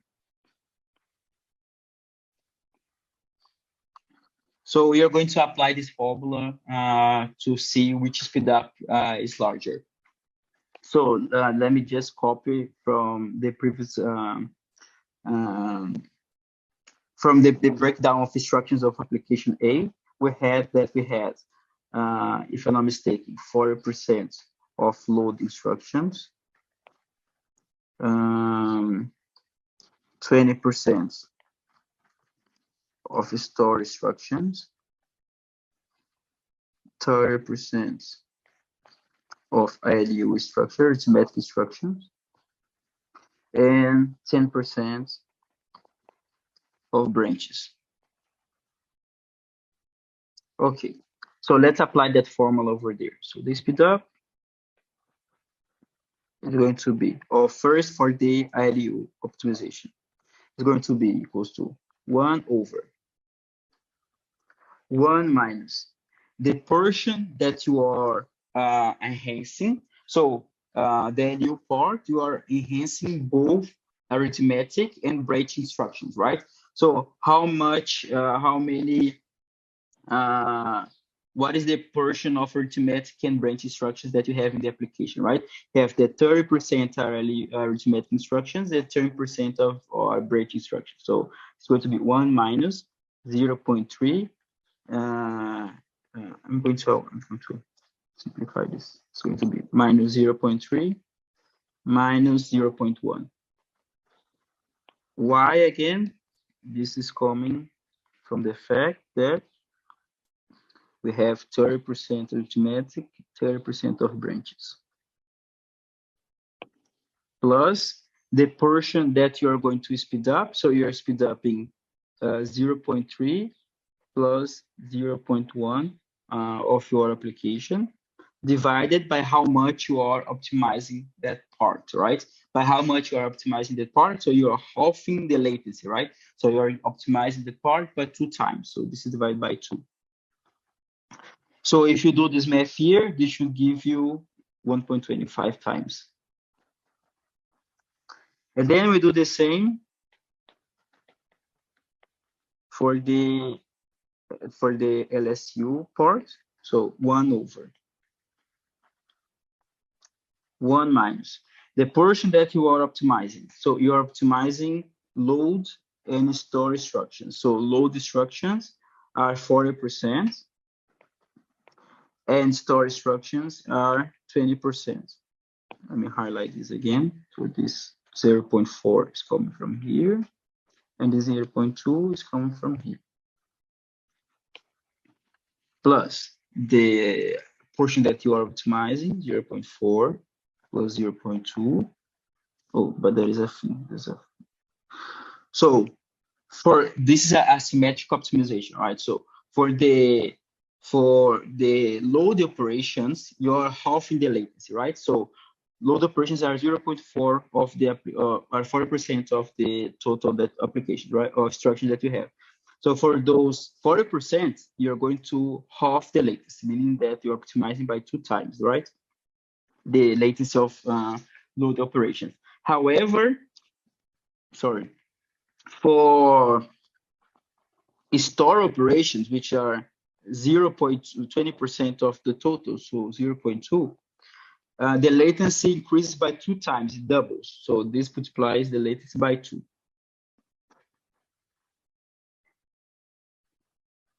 So you could also think of this second part here as if you want to follow the same procedure as before. If this is 0.2 and the latency is times this, right? 1.5 is the same.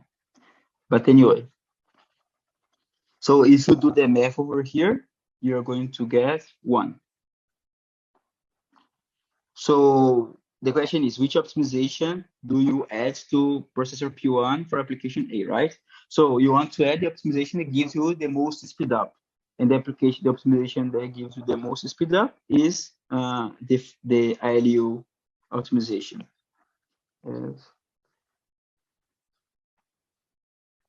ILU optimization. Since it gives larger speed ups. So any question related to this? Again, you can, if you don't remember this equation here from lecture 20, you can do the same with CPI. So you calculate the CPI for the LU implementation, the new CPI for the same as we did in A and B here. CPI for LSU implementation, and then you compare the two CPIs. But I want to show how to do it, use this other equation here, which is actually, I guess, is easier, it's quicker to do.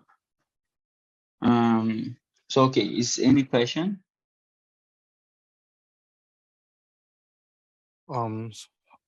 Hello, everyone. Let's take a look at question 6, pipelining from last year's exam. So first, let's try to read the question. It gives us a simple MIPS machine, which has 5 pipeline stages, as we discussed in the lecture. So it has a fetch stage where it fetches the instruction from the instruction memory, the decode stage where it decodes what the instruction is, and also fetch the register operands. In the third execute stage, it does the arithmetic operations and generate the memory addresses if it's an load and store instruction. And the fourth memory stage, it will try to load from the memory if it's a load word instruction.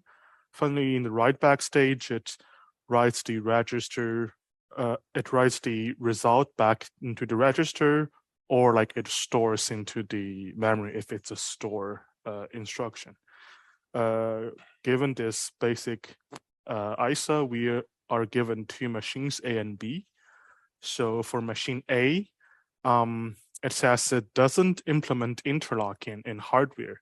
So we, as the compiler, will have to insert NOP instructions manually such that the data dependencies between the instructions are respected. And it has internal register forwarding. In other words, if an instruction writes to a register, then another instruction can also get like this newly written register value in the same cycle. Finally, for the branch prediction, it predicts all branches as always taken. And yeah, the next program counter will be available after the second decode stage. And for machine B, the internal register file forwarding and branch prediction are all the same as machine A, but the difference is machine B implements hardware interlocking with data dependence detection. This means that we will no longer need to manually insert knobs as compilers, and the hardware will like start the pipeline if it detects the data dependency. And it's worth noticing that the result of a load instruction can only be forwarded from the write back stage. Then let's take a look at the code segment that we'll analyze. So basically, like it executes in a loop.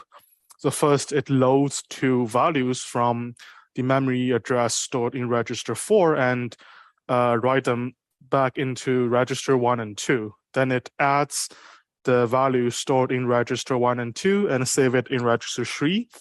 Then it stores the value in register 3 back to the memory address indicated by register 4. And then like it subtracts the value in register 4 by an immediate value of 4. And it continues the loop if the value in register 4 is not 0. And from like this initial register values given, we can see that the loop will execute 100 times. So then let's take a look at the first question. So it asks us to rewrite the code segment with minimal changes and minimal latency such that the code can execute correctly with like all the data dependency handled. I think it's like this question A is the best to be solved together with question B, where like it asks us to like fill the table with the timeline of the execution of the first loop iteration of the code segment. So let's start with let's start with like drawing the timeline of the execution of the instructions in the first loop. So first we'll execute this. We'll execute this like load word in instruction. So we write this down: load word from offset 0 in register 4, and yeah, this doesn't have any dependency, so we can execute all stages. Also for the second load instruction, it also doesn't have any dependency, so we can Execute this.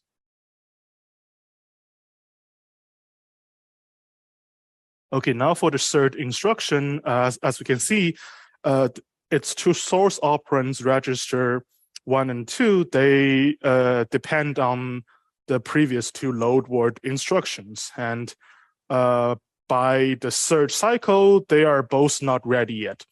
So let's see when will like the value in register 1 and 2 ready. It's like at like the 6th cycle. So because the value for the instruction is fetched in the decode stage, this means that we will place the decode stage of this add instruction in cycle 6. And if we put like a decode stage here in cycle 6, then we see like apart from the previous decode stage, like we have 2 empty cycles. So this means that we will have to insert 2 knobs here, and the add instruction goes here. So the decode stage is here, and yeah, like these 2 knobs just. Okay, then we know that. Oops, sorry. Then we know that we will have to put 2 knobs after the first 2 load word instructions. And yeah, we put the add instruction. So let's continue with the rest of the program. The next store word instruction, its source operand also depends on the result of the add instruction. So again, we will have to wait for the add instruction to have the results ready in the write back stage. So same as before, we will put like the decode stage of this stored word instruction in cycle 9, and cycle 9 is like 2 cycles apart from like the previous decode stage. So again, we insert 2 knobs and put the store word instruction here.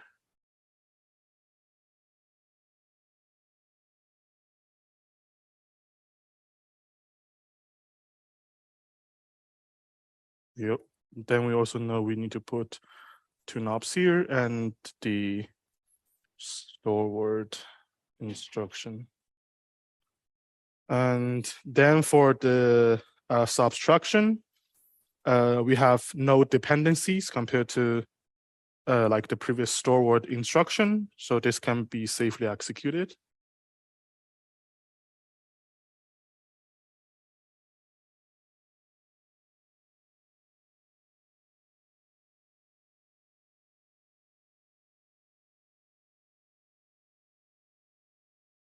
And finally, for the branch instruction, it depends on the previous subtraction instruction. So yeah, again, we wait for 2 cycles. We insert 2 knobs and put the branch instruction here.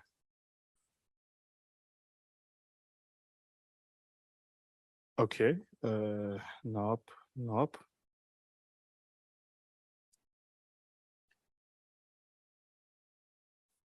And put the label back. Okay, so we are done with question A and B. Let's take a look at question C. So it asks us, given the rewritten code segment, yeah, please.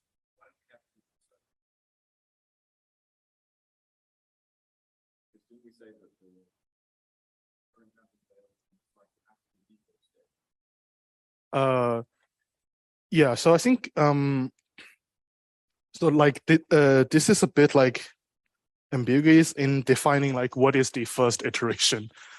So you can put like a knob after that or not, because yeah, like you're referring to question A, right?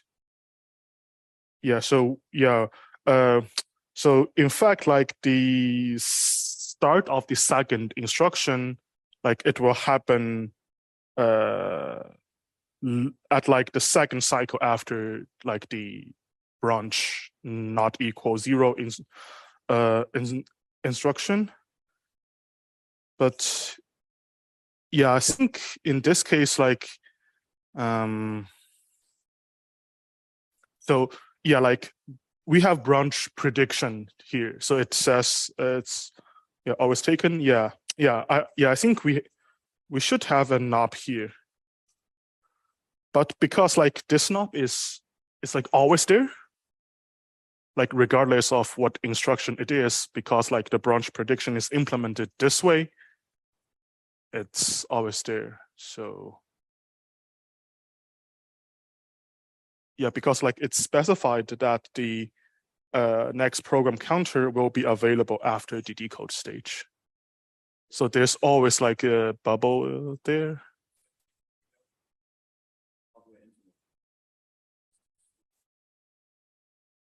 Yeah, I think in the case of this question, as it's like as the specification of the machine here, it is this case.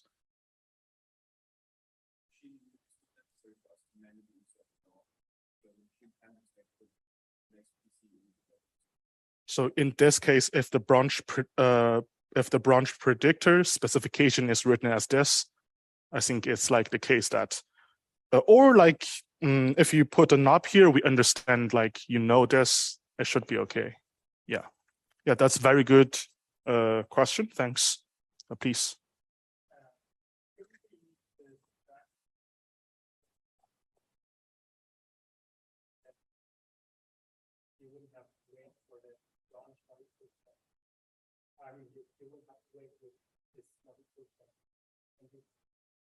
No, because like if we move this up, then for like the store word instruction, it will like write to a different address.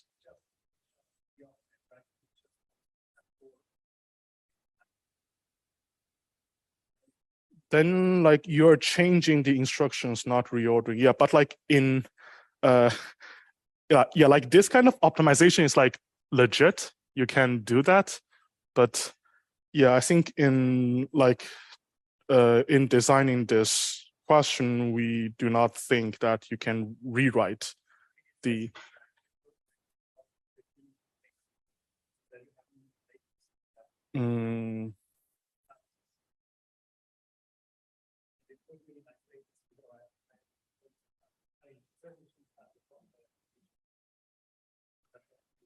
Yeah, that's it. Okay, let me read the question again.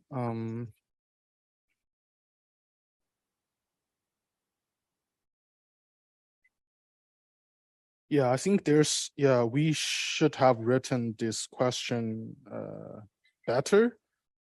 Because like first in the machine specification, in the data forwarding and interlogging part, it says like the compiler will order the instructions, not like rewrite them. Yeah, but you're right that in question A, we put the word rewrite, so it might cause some confusion. We all like discuss this, and yeah, maybe we will release a better version of the question and we will notify through Moodle. Yeah, but indeed, if you change the instructions the way you did by moving the substruction up and also like change the offset to the store word instruction, yeah, I think it can save some cycles. Yeah, thanks. Okay, so let's continue with like the assumptions that we do not change the instruction themselves, and just like reorder them. And let's take a look at question C to calculate the number of cycles it takes to execute the code segment on machine A. So we have our timeline of the execution of the first iteration here. So as you can see, it takes 13 cycles to finish the one iteration, because as talked before, the first instruction of the second iteration will happen after the decode stage of this like branch instruction. So let's assume like the second iteration happens here. The fetch will be here. So it takes 13 instructions to perform one iteration. Sorry, it takes 13 cycles to perform one iteration, and we have like a total of 100 iterations. So it's 13 times 100. And at the end of the last iteration, we have to drain the pipeline. We have like 3 more cycles to go. So plus 3 equals 1300 and 3 cycles. Yep. Okay, and then for question D. So now we are, yes, please.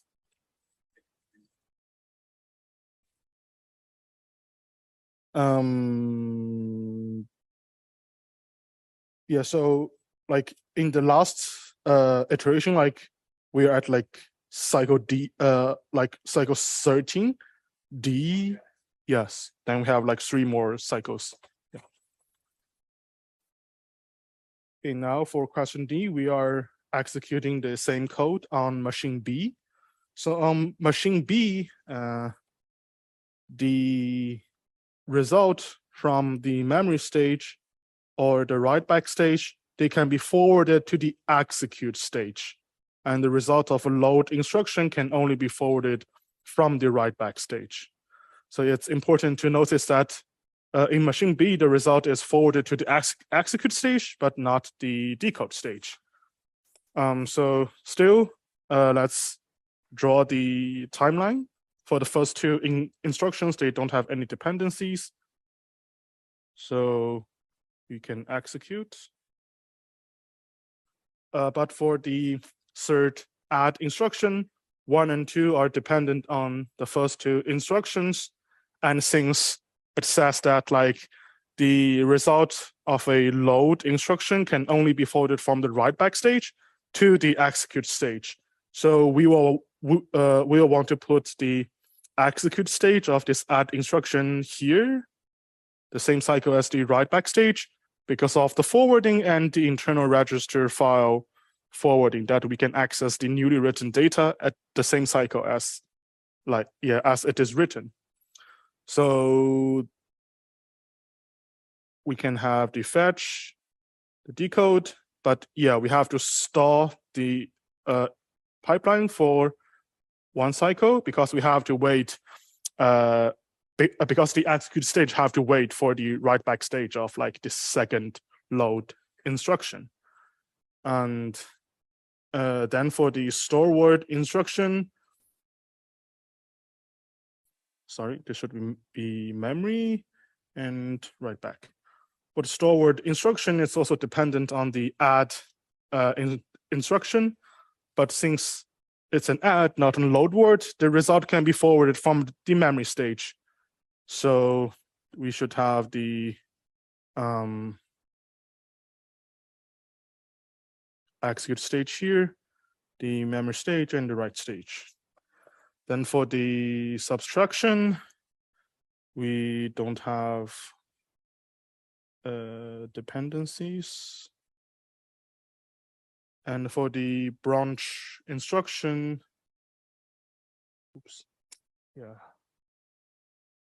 we have the dependency on register 4, so it will also have to wait.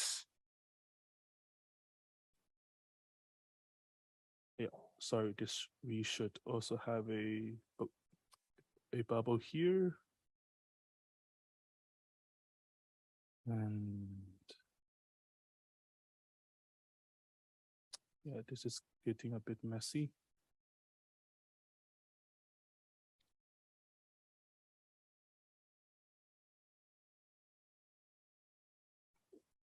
Okay. So now for the last question, we want to calculate the number of cycles it takes to execute the code segment on machine B.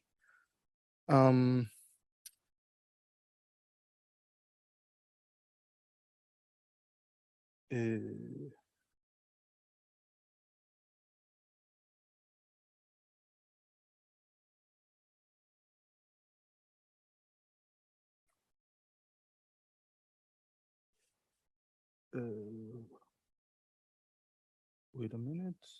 Let me check.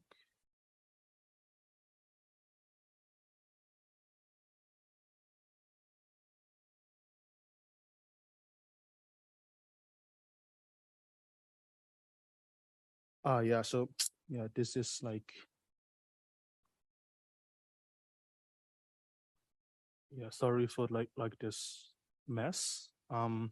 So for the subtraction in instruction, because like this fetch stage is stalled, this fetch stage will yeah, let's just like move every column down. This fetch stage will happen here, and decode, execute, memory, write back. So oops. So this goes to here, and this goes to yep.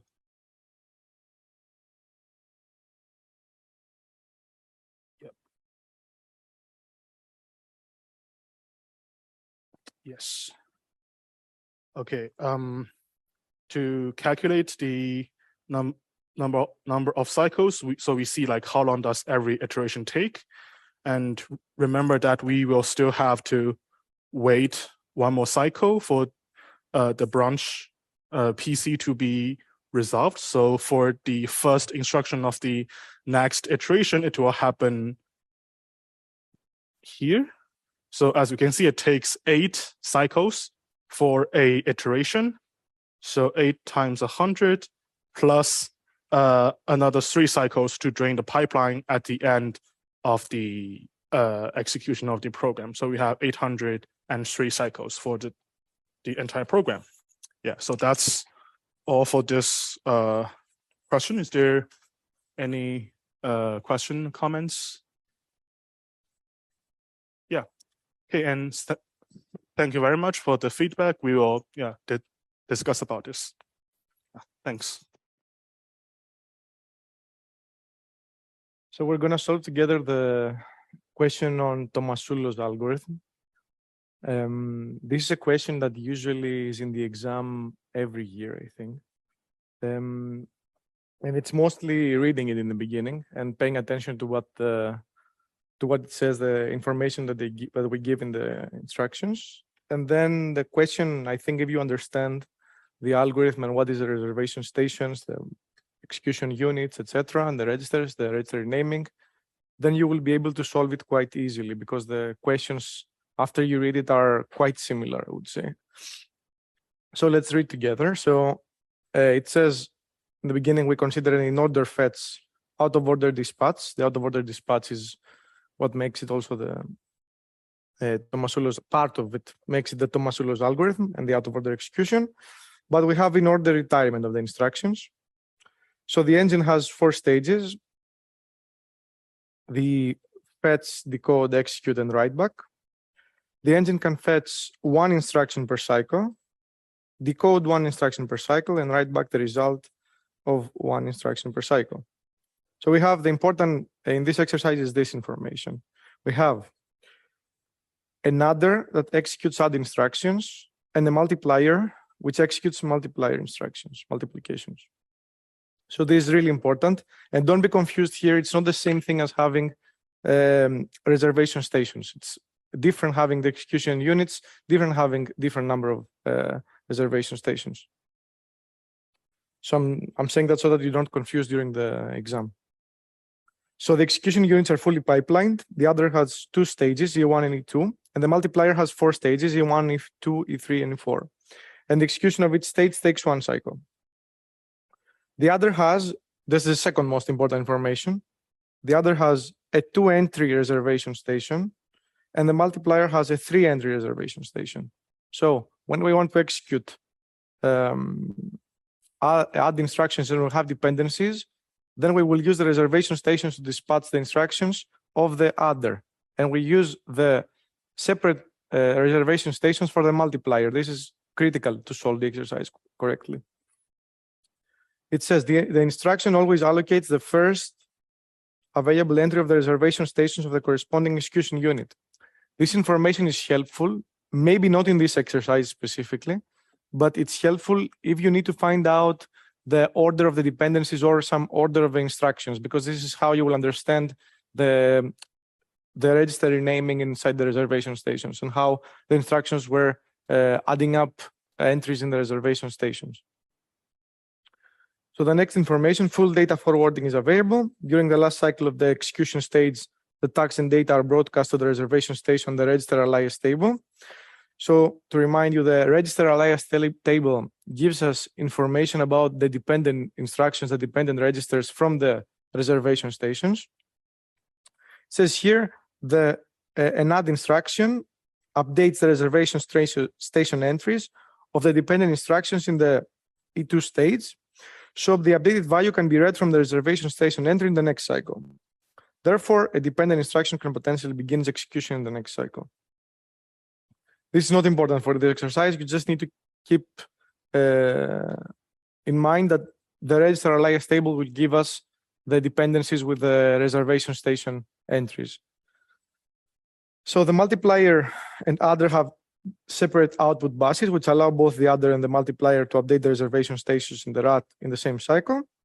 And the last property, an instruction continues to occupy a reservation station slot until it finishes the write back stage.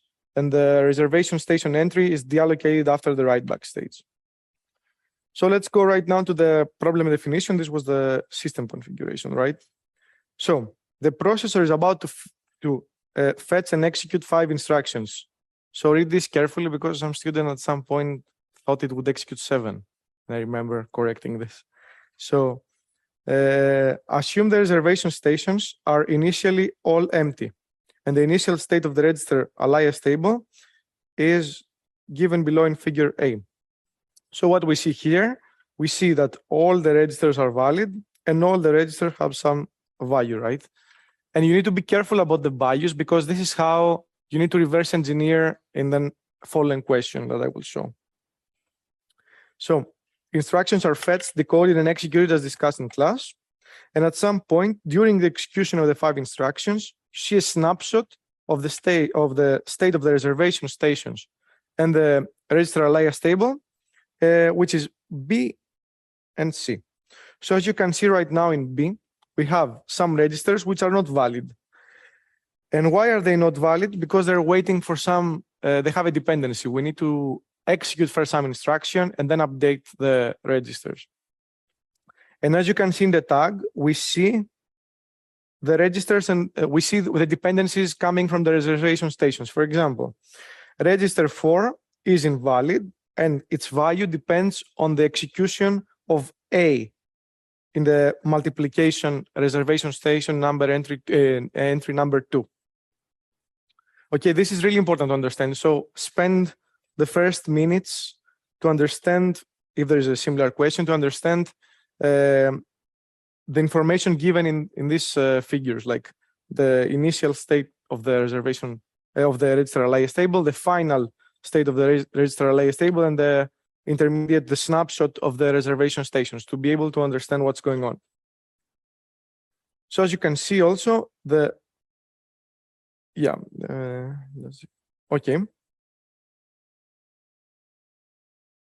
we can start with the question.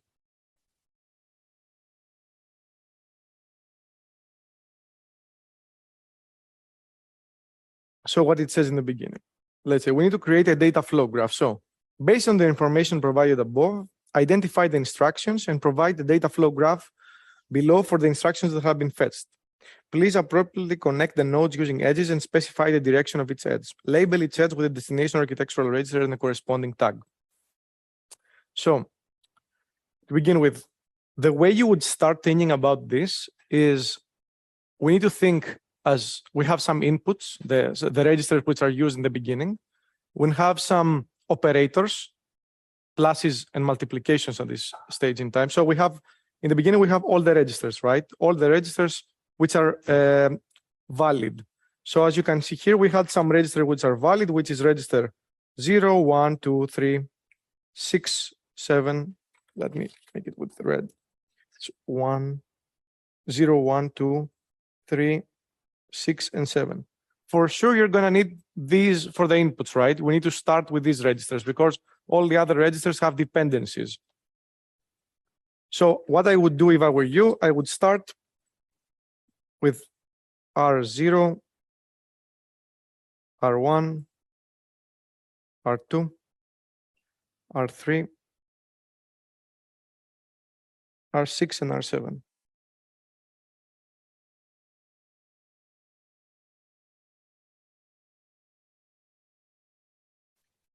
Okay.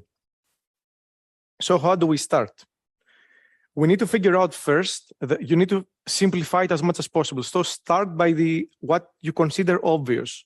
So if we go back and see here in the plus, the reservation station for the others, right?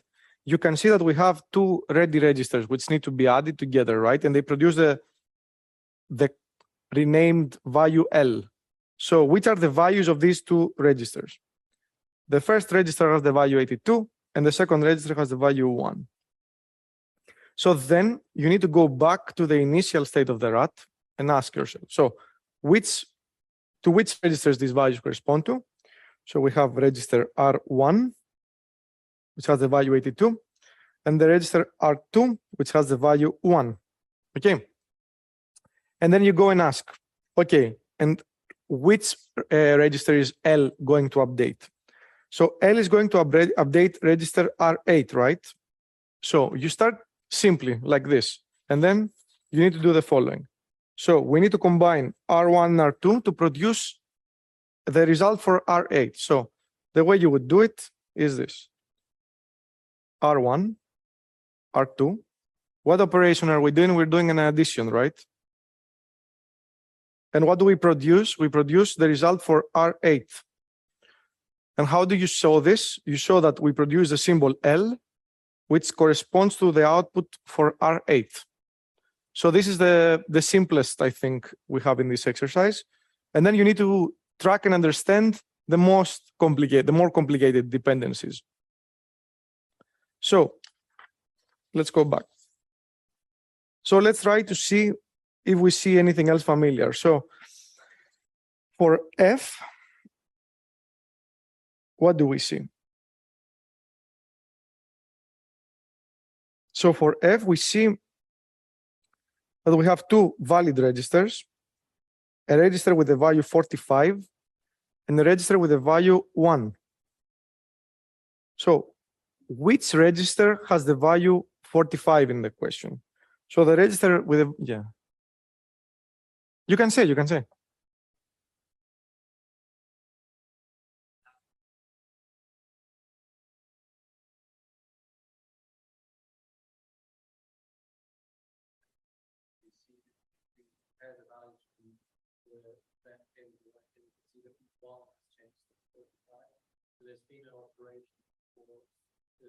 Yeah. And which is this operation?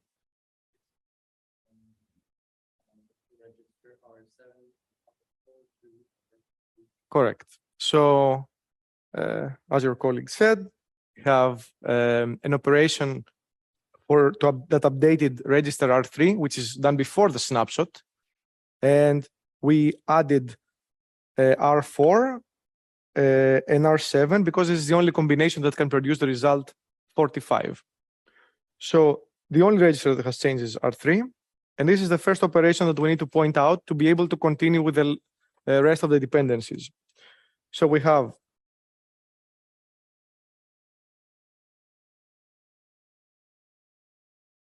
R4 as well, which is coming from a previous snapshot, this R4. This is not the final R4, right? And we want to perform a plus operation between R4 and R7. Again, I repeat, R4 in the initial state has the value 10, and R7 has a value 35, which ends up being 45. So the symbolic name here is not shown because the instruction is already executed. You can name it, let's say X, whatever. And we update the register R3. So this R3 is really important right now because it's gonna be needed to identify the rest of the dependencies. So let's go back. So let's find the F, right? Which register is this one? This is R3. And which register is this one? This is register R2. So we know that F is going to be produced by multiplying registers R3 and R2. So we can show this here. The new R3, right? So we have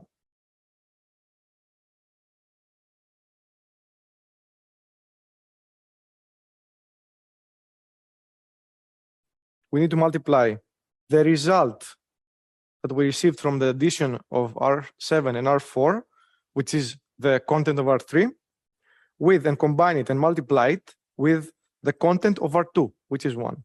And this way, what do we produce? We produce F. And where is F? Which register is F going to update? It's going to update R5, right? F is going to update R5. So the output is the symbolic name F, which updates the register R5. So let's try to go for the next dependency. So we have A and B, right? So for A, what do we see? We depend on the tag F and on 10. So the tag F was produced is right now the content of the value of the register R5, right? So it's the value that will be produced here. And 10, as you can see, 10 is again the value of R4 because that register hasn't changed.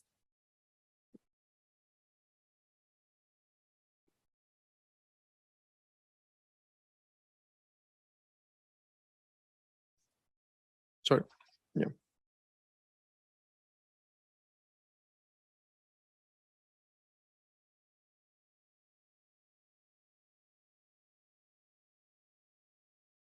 So we need to multiply 10 by, which is, you can write it here as well if you want to remember it. It's fine writing the values. Just point out that it's a value, right?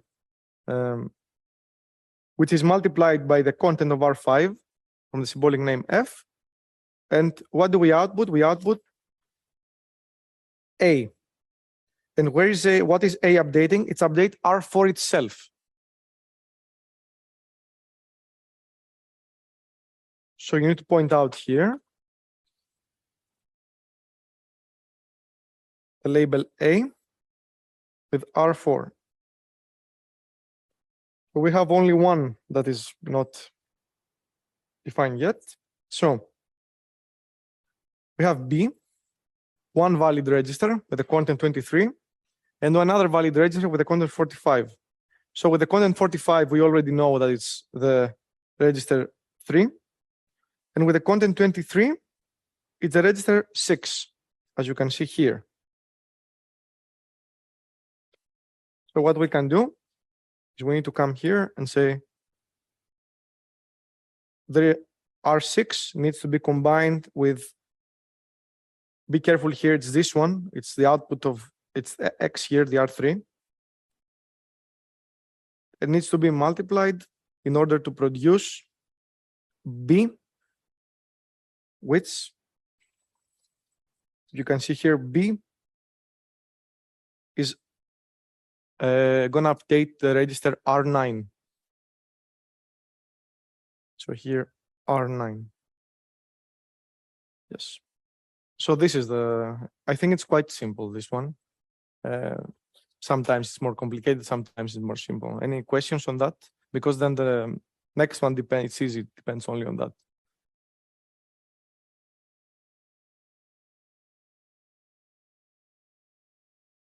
Just be careful with the nodes and try to understand well the transitions between the register alias tables and the contents of the reservation stations. Spend more time understanding it rather than starting the schematic and the data flow quickly.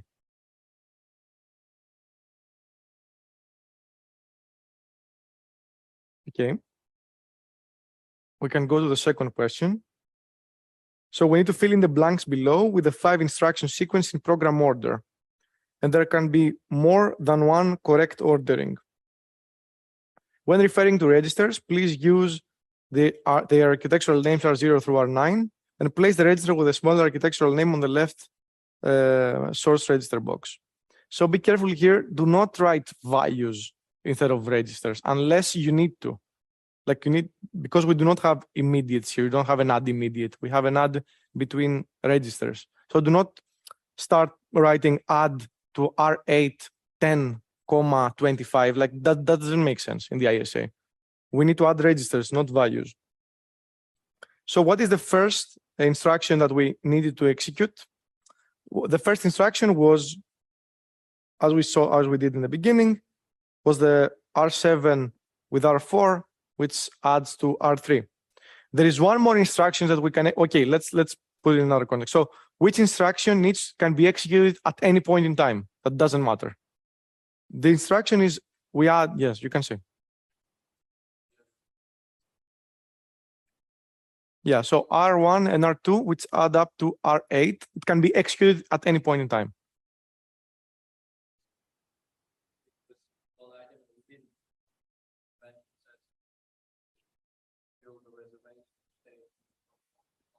Yeah.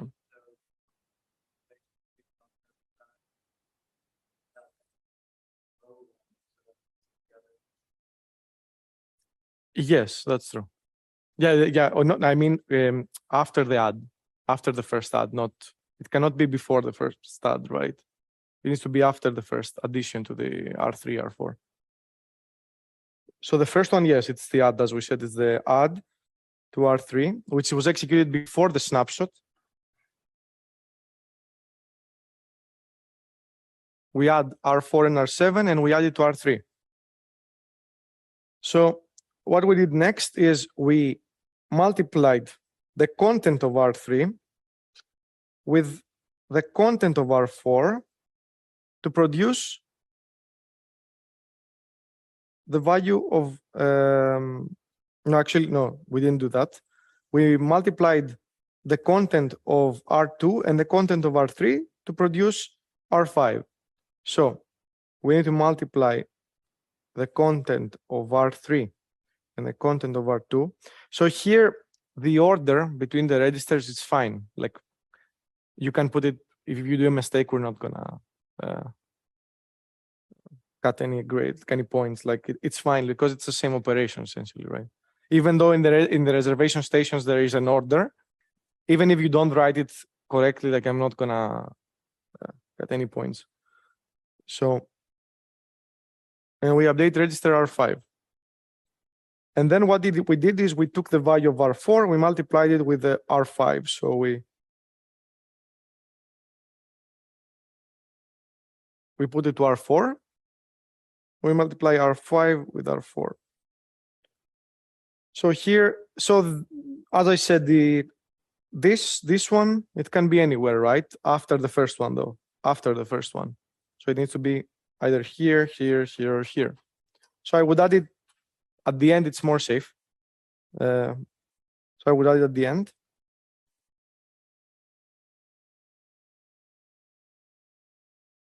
And then we have one more multiplication to produce R9, which is using R3. So be careful about that. It needs to be after the first instruction. So R9 is using R6 and the result from the first addition.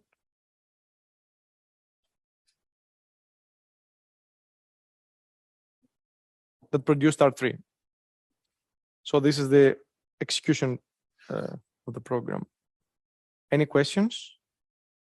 I think if you understand the data flow graph, if you would understand the data flow graph in this exercise, you would be easily writing down the program.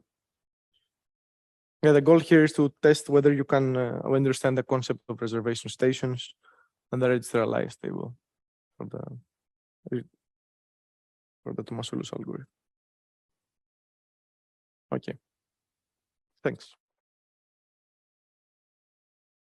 So, this question is about GPU and SIMD, mostly about to calculate the SIMD utilization rate. So, in this question, we have a GPU that the warp size we consider it has, 32 threads here, and we have 32 SIMD lanes. So it means that a warp can be executed in one cycle completely. So we have 2 codes here, and there are some questions regarding each code that we are going over them. So the important thing about this code segment is that so the instruction inside the outer loop, each of them is only one instruction. So basically, we assume that those, for example, addition instruction like array I plus equal to array I plus 1. So it's kind of, you consider that, the values are already in your registers. You don't need to load them from the memory. So basically, they are only one instruction. So we have basically 4 instructions inside the outer loop. And each iteration is assigned to one thread. So this is the basic explanation of this question. So the first question is that how many warps does it take to execute those code segments? So basically, it is actually the easiest part of this question. So we have, so each 4 has 1024 iterations, and we assigned each iteration to one thread. So basically, the total number of threads that you need is 1024. And the warp size is 32. So basically, the number of warps that we need divided by 32, which is 32 warps. Is it clear?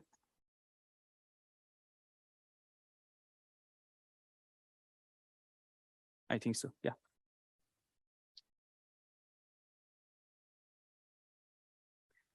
So the second part is about, as I said, SIMD utilization. So it's asking that what is the SIMD utilization of the first iteration of the inner loop, which means J equals to 0 for code segment 1. So let's take another look at this code segment. So in this code, we initialize the S to 1. Here we have a condition. So whenever you have a condition, you should think about it. If all threads in a warp are going to execute, are going to take that branch, or some of them are going to be not taken. So if all threads of a warp basically take the branch, we have like 100% utilization for that warp. And if no threads in that warp basically take that branch, then we don't need to schedule that warp for the execution. So again, we don't waste our SIMD lanes. So the inefficient part is that some threads in a warp take the branch, and some of them basically do not take the branch. So then we have some, loss in our utilization. So here the branch is checking if I, the mode of 2 multiplied by S is basically equals to 0 or not. Divisible or not. So for the first iteration, that J equals to 0, basically S is 1. Then here we only check that I is even or odd, which means if our thread is in, then the thread ID is even, we take this branch. And if the thread ID is odd, we don't take this branch. Okay. So in order to calculate the SIMD utilization, you should first see basically how many instructions.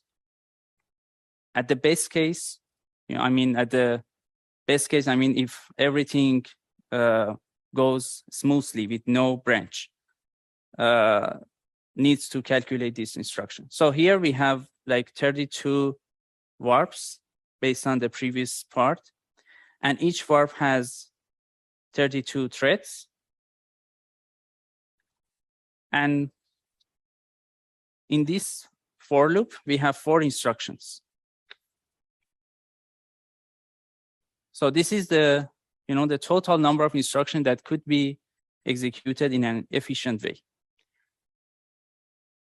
But for each warp, because in each warp, like 16 threads are even and 16 of them are odd. So we can say that basically in each warp, like the 32 warp, the 16 threads execute 4 instructions.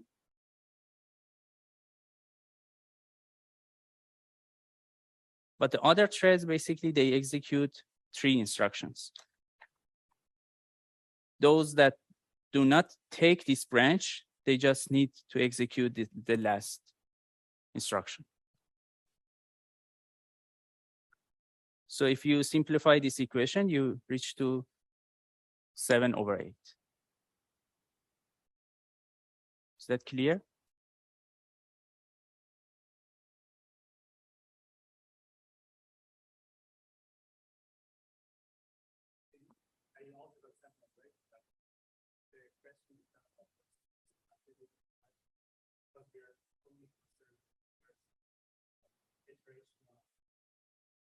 So no, actually it is 7/8 because I consider the first iteration, j equals to 0.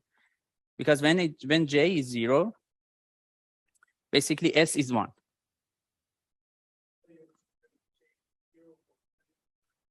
For every I, exactly. Because basically in the explanation say that j is stored in registers and is local for each thread. Yeah. No, not j. S resides in a register and is private to each thread. No. No. This is this s equals to 1 is kind of initialization before launching our GPU kernel, let's say.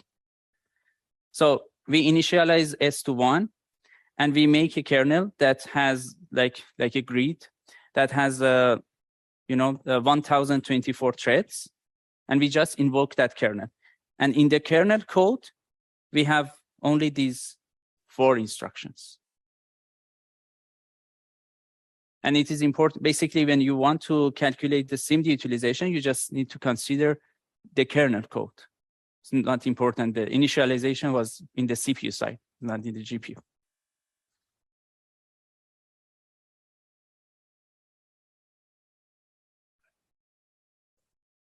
Okay, so then you have 0. Uh-huh.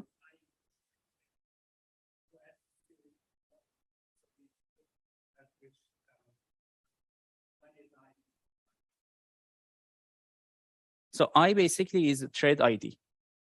Okay.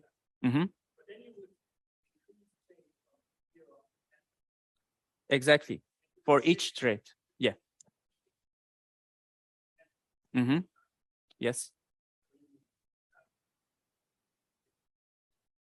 Exactly.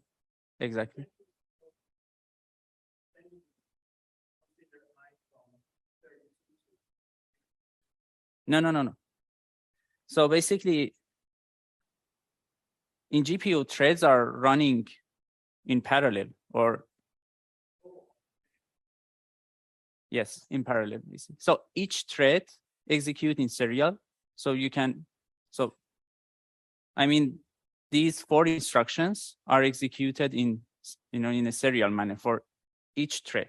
But threads are, are executing in parallel or concurrently, let's say.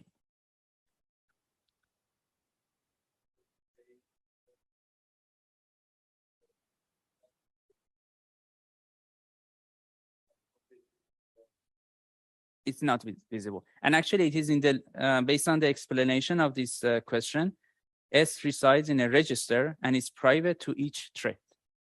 So basically each thread has its own version of S.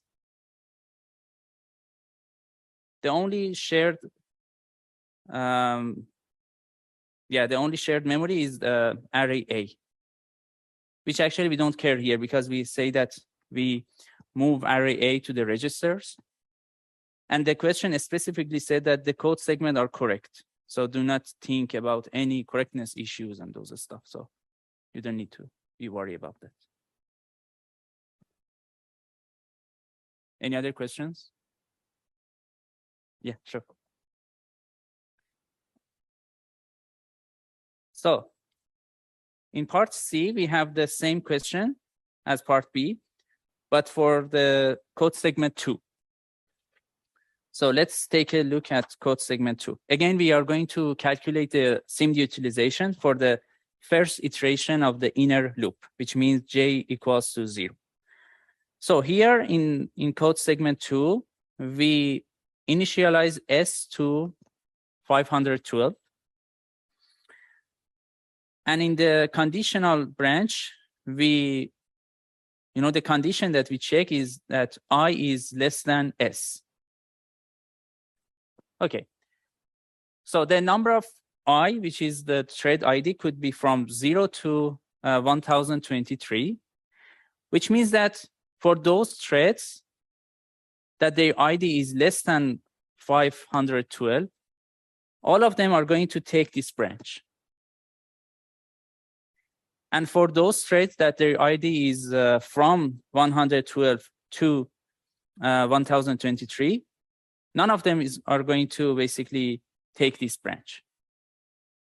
So based on my explanation, I guess you can assume that the SIMD utilization rate here is 100%. Because for the first 16 warps, so for the first 16 warps, why I'm saying 16? Because 16 times 32 is 512. So for the first 16 warps, all of the threads inside the warp are going to basically take this branch. So all of them execute 4 instructions. And for the next 16 warps, again, all of them are going to execute 3 instructions. So we don't have any, waste in our SIMD utilization. So if you want to write it down here, you can say that, okay, I have like 16 warps. Each of them has 32 threads, and they run 4 instructions. And again, we have 16 warps, 32 threads, and they run 3 instructions. And here also, basically, you need to repeat the same. So which means 100%. So for this part, basically, you don't need to write an equation. Just, write and your intuition about why it is 100% would be, enough. Yeah.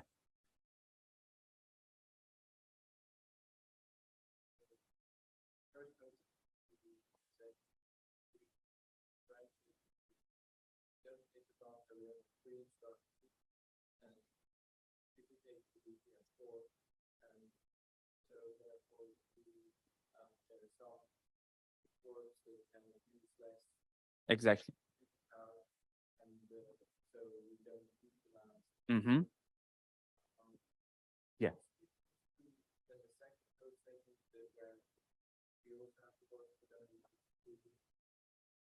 Yeah, the difference is that in the second code, in code segment 2, there is no warp that, at least for S equals to 512, there is no warp that have some threads are active and some of them are inactive.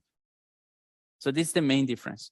As I said, whenever you have a warp, you prefer to basically schedule all threads of that warp for the execution, or basically you do not schedule. So that means that you don't you use your SIMD lanes completely, or you do not use them again completely. But whenever you have like some of threads active and some of them inactive inside one warp, then you have to schedule that warp, and you are using that SIMD lane like partially, which wastes your resources.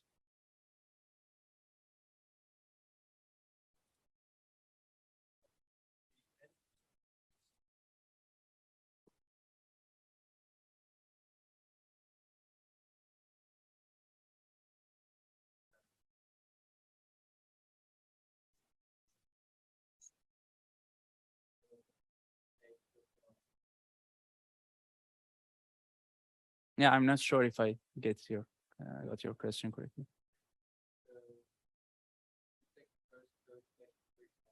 Uh-huh.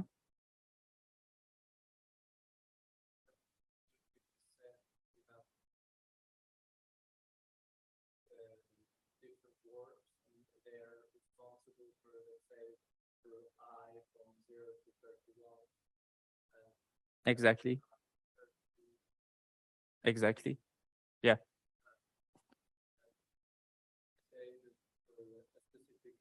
Mm-hmm.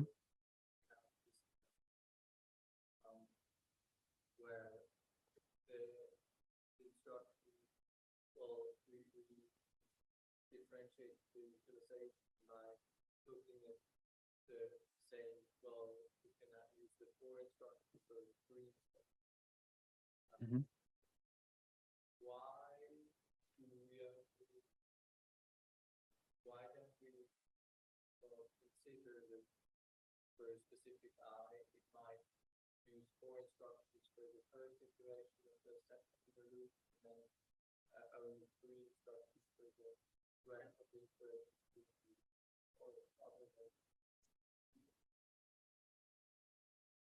Yeah, it's still.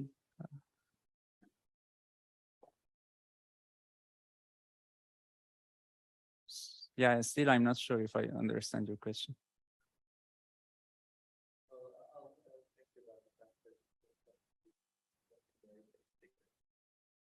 I will around. We can also chat later.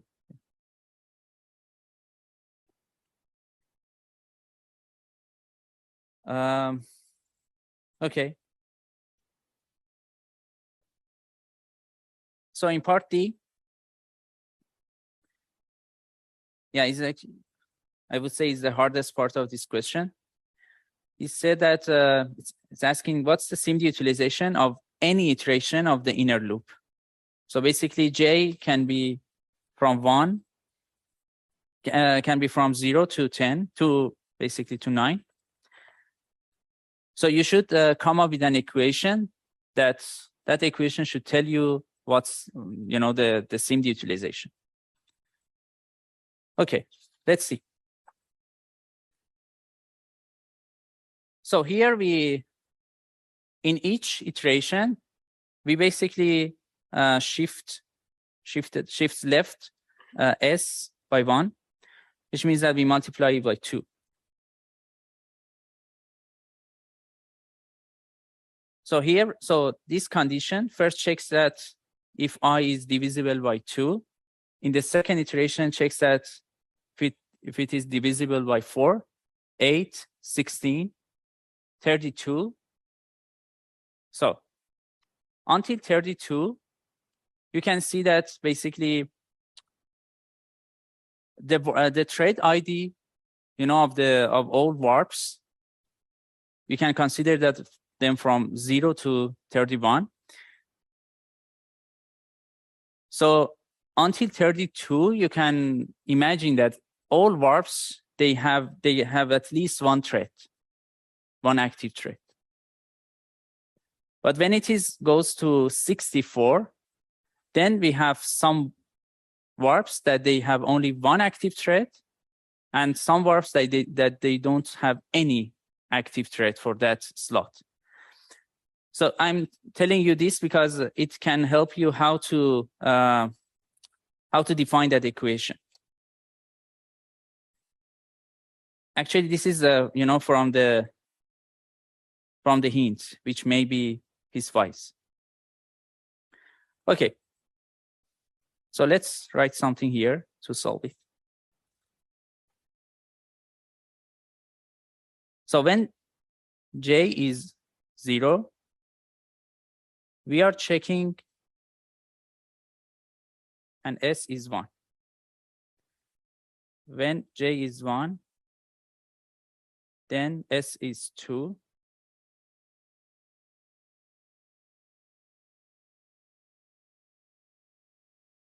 So you can come up with the equation like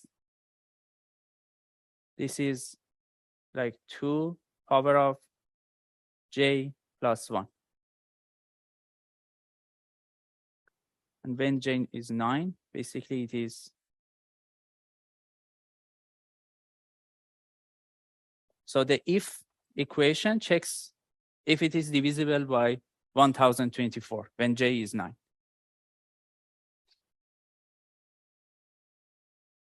Okay. So until J equals to 4, here it is 2 power 5, which is 32. So let's write the equation. So until this part, we have this like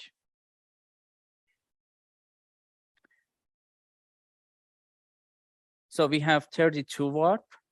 Each warp has 32 threads, and each of them should run 4 instructions. Why I'm saying that they should run 4 instructions? Because all of these warps, there should be at least one thread that thread basically takes that branch. So we have a warp, we check the if, some threads, which at least one of them takes that branch. So we have basically that warp is executing 4 instructions. So this 4 comes here because of that. And here in the top, we say that we have 32 warp. Then we should write the number of threads that they take 4 instructions. How many threads we have? 32 threads divided by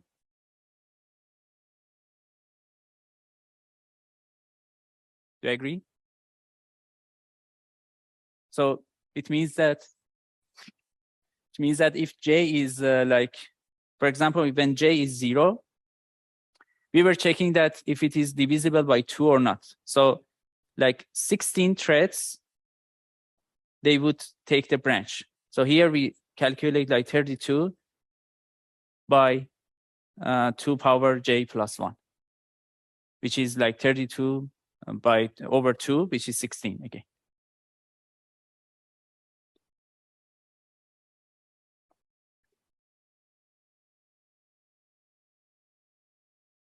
And all of these threads, they take 4 instructions.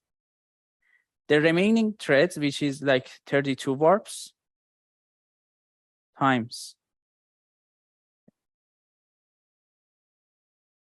1 minus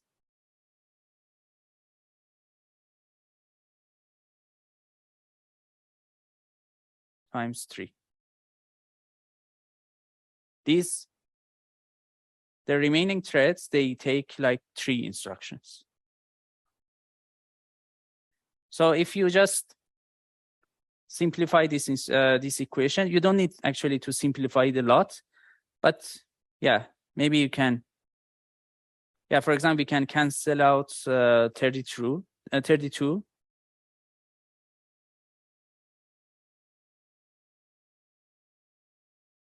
So here we have 4 over, and we have plus 3 minus,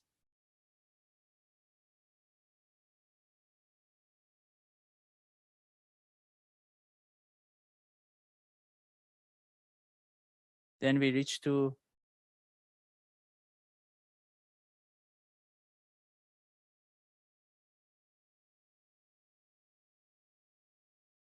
so if we, for example, for the for part B, that j was 0. If we consider j equals to 0, we have 1 over 2 plus 3 over 4, which is again 7 over 8 that we had in part B. So this equation is correct for basically j greater or equal 0 and less than 5.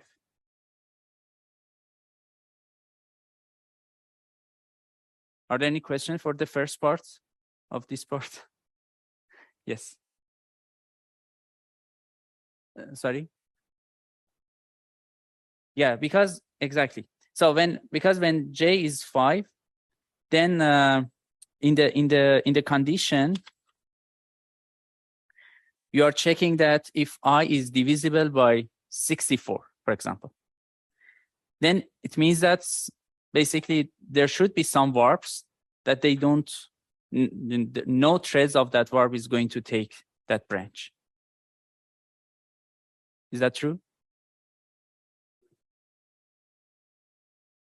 So when it is 64, it means that the first thread of the first warp is going to take the branch. Then the second warp, no threads. The third warp, again, the first thread is going to take that branch. So because of that, we need to basically, we need to separate these two equations. So when j is greater than 5 and less than 10, the difference is that there should be only one thread in some warps that is active, and there should be some warps that they don't have any active threads. And the number of that warps basically is divided by 2 by each iterations. So let's see. So for this part,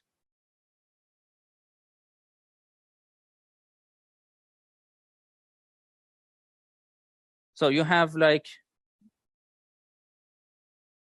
the total number of warps is 32 divided by, so when j is 5, how many warps do we have? Like how many active warps do we have to run that 4 instructions? Is 16 basically.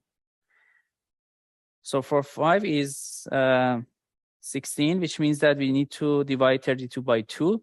So here it means that I would say 9 minus j.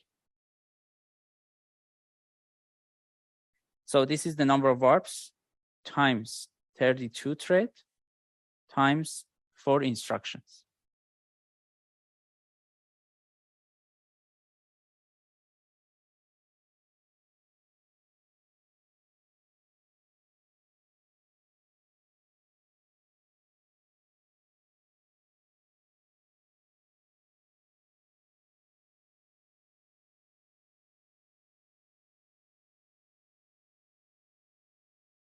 So here, the other warps, they have like, again, 32 threads, but they execute only 3 instructions. And here we have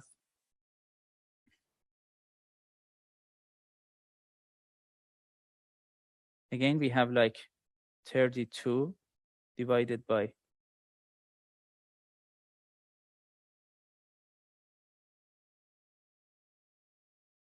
only one thread execute 4 instructions.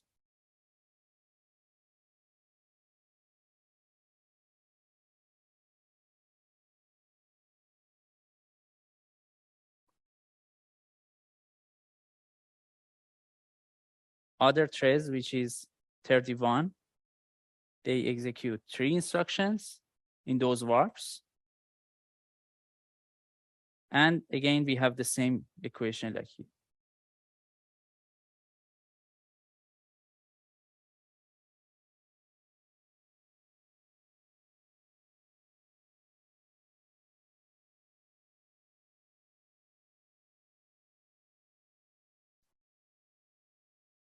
Is the equation clear?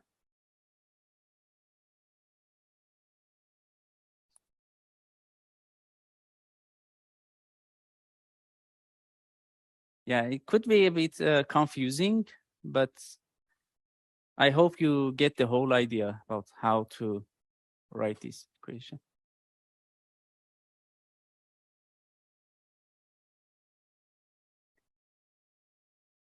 So,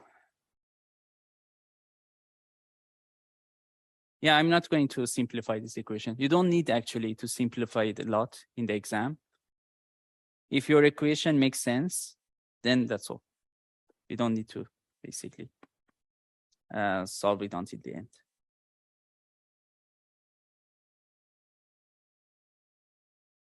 Okay. So the part E is asking again the same question for code segment 2.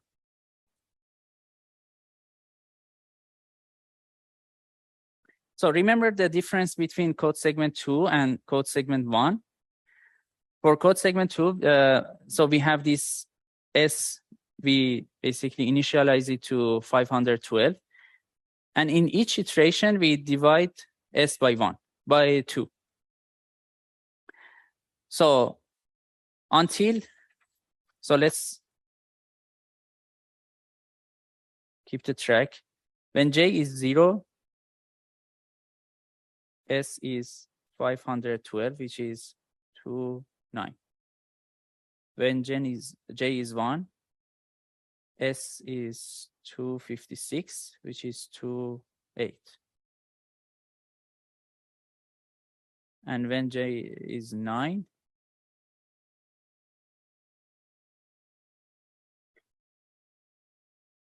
should be 1. So we can come up with this equation, 2, 9 minus J.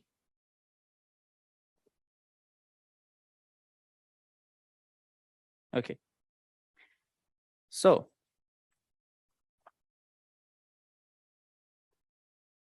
for this branch, for this if condition, remember we were saying that like there are some warps that they don't have any threads to take this branch.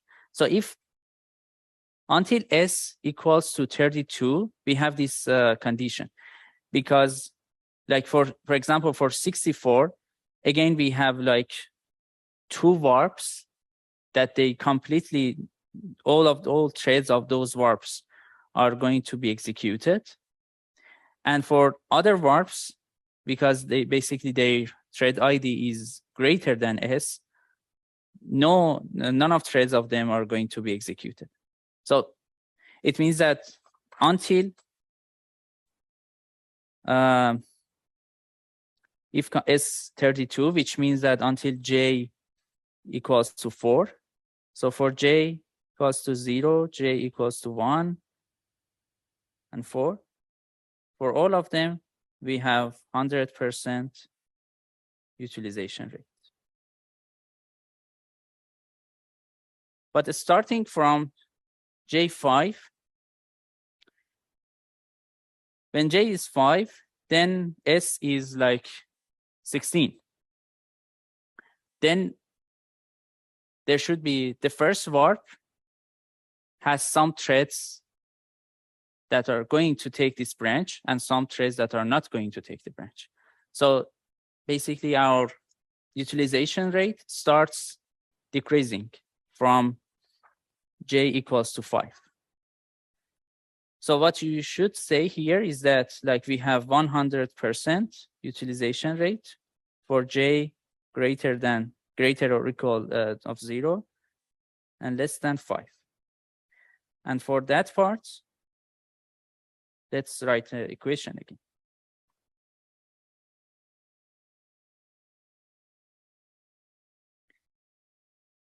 So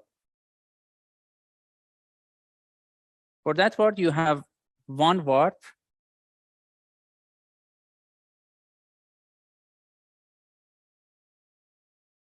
Yeah, exactly. So you have one warp that has 32 threads, like one warp times 32. That it needs basically all of these threads, they need to run 4 instructions, but unfortunately they don't. Some of them because of the if operation. And the other warps, like the 31 warps, they have 32 threads, and all of them they execute 3 instructions. Okay, this is the bottom, and in the top.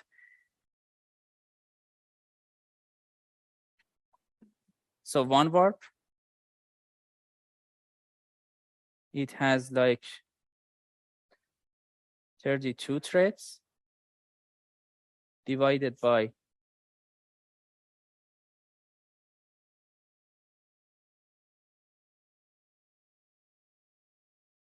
again 9 minus j times 4 plus that warp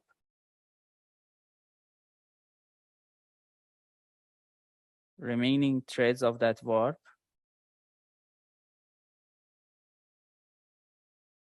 they have 3 instructions, and other warps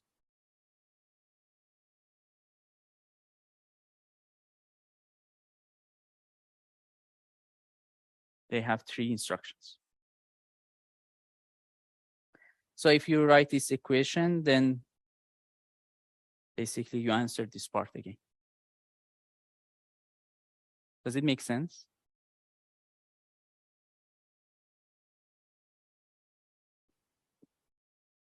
Okay.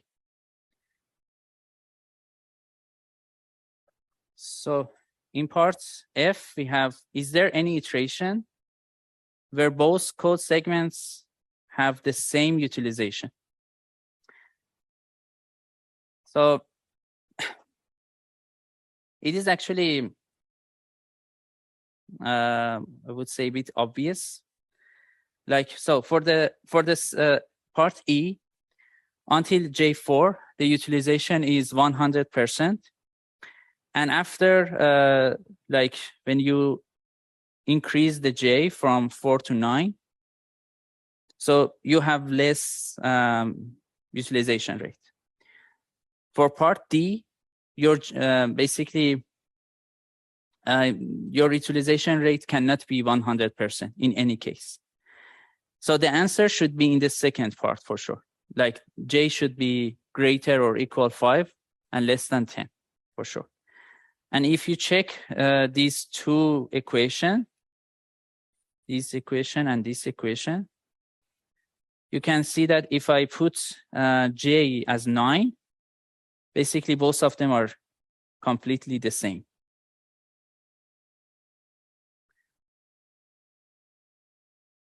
Are they?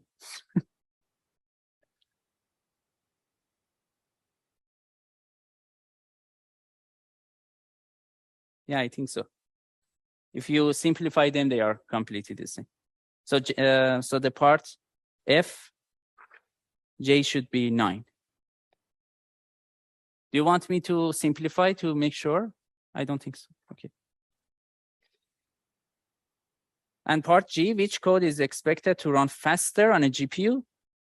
So the one that has, usually the code that has less branch, that has a higher SIMD utilization should be run faster. Because whenever you have a higher utilization rate, it means that you are scheduling warps more efficiently. So the total number of warp instructions that you are executing is less. So I'm not saying that it is always the case. There should be some, because you always can like, yeah, exactly. If the workload is completely the same. So these two code, they are actually doing the same thing. If you check them, the code segment 1 and code segment 2, both of them are doing the same. The difference is that how you are accumulating, you know, the array A.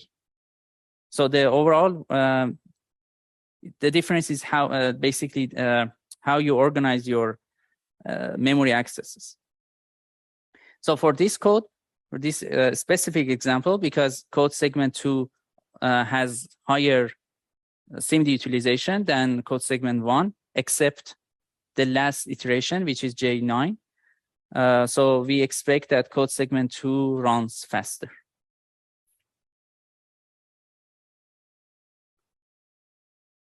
Was that clear?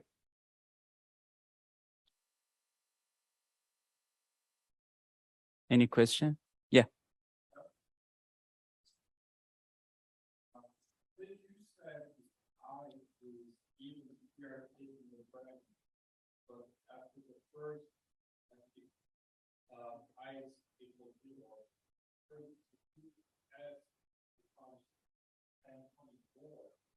Mm-hmm. Yeah. Yeah. So actually, yeah, we had this similar question, I guess. So the thing is that S is private to each thread. So each thread has its own version of S. So basically, you know, all threads, they see like S. When they start executing, they see S equals to 1. So yeah, is that clear now?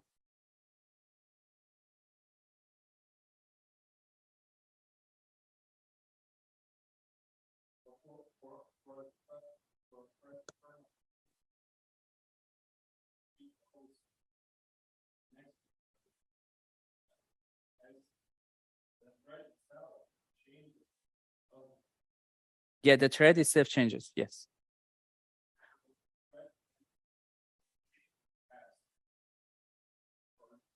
Oh, that even I said was only for the first iteration. I said that, yeah, for the first iteration of the inner loop, which was the question part B, J equals to 0. So for that, yeah, only even threads are going to take the branch. Yeah. Sure. So I would suggest that you go over this question. We have a similar kind of this GPU SIMD question in the past exams. I would say that this one was the hardest one. So if you can completely understand this question, I think you should be able to solve this kind of questions. Let's start with this question. Branch prediction. You're given the following piece of code that iterates through 2 large arrays, J and K, and each are populated with completely, meaning truly random positive integers. The code has 5 branches labeled from B1 to B5. And when we say that a branch is taken, we mean that the code inside the curly brackets is executed. And assume that the code is run to completion without any errors or interruptions. There are no exceptions. Basically, it means that the code just runs smoothly and it finishes. So for the following questions, assume that this is the only block of code that will ever be run on the machines, and that the loop condition branches is resolved first in the iteration, which means that the if statements execute only after resolving the loop condition branch. So this is the loop, right? It means that we will first know if we need to, we resolve the condition here, and then we go to these guys. So, and these are the branches. So let's take a look. So it's a for statement. So the for loop, sorry, and that's a first if, second one, third and fourth, right? So you're given 3 machines whose components are identical in every way, except for their branch predictors. So machine A uses an always taken branch predictor, which is like a very simple always taken over and over.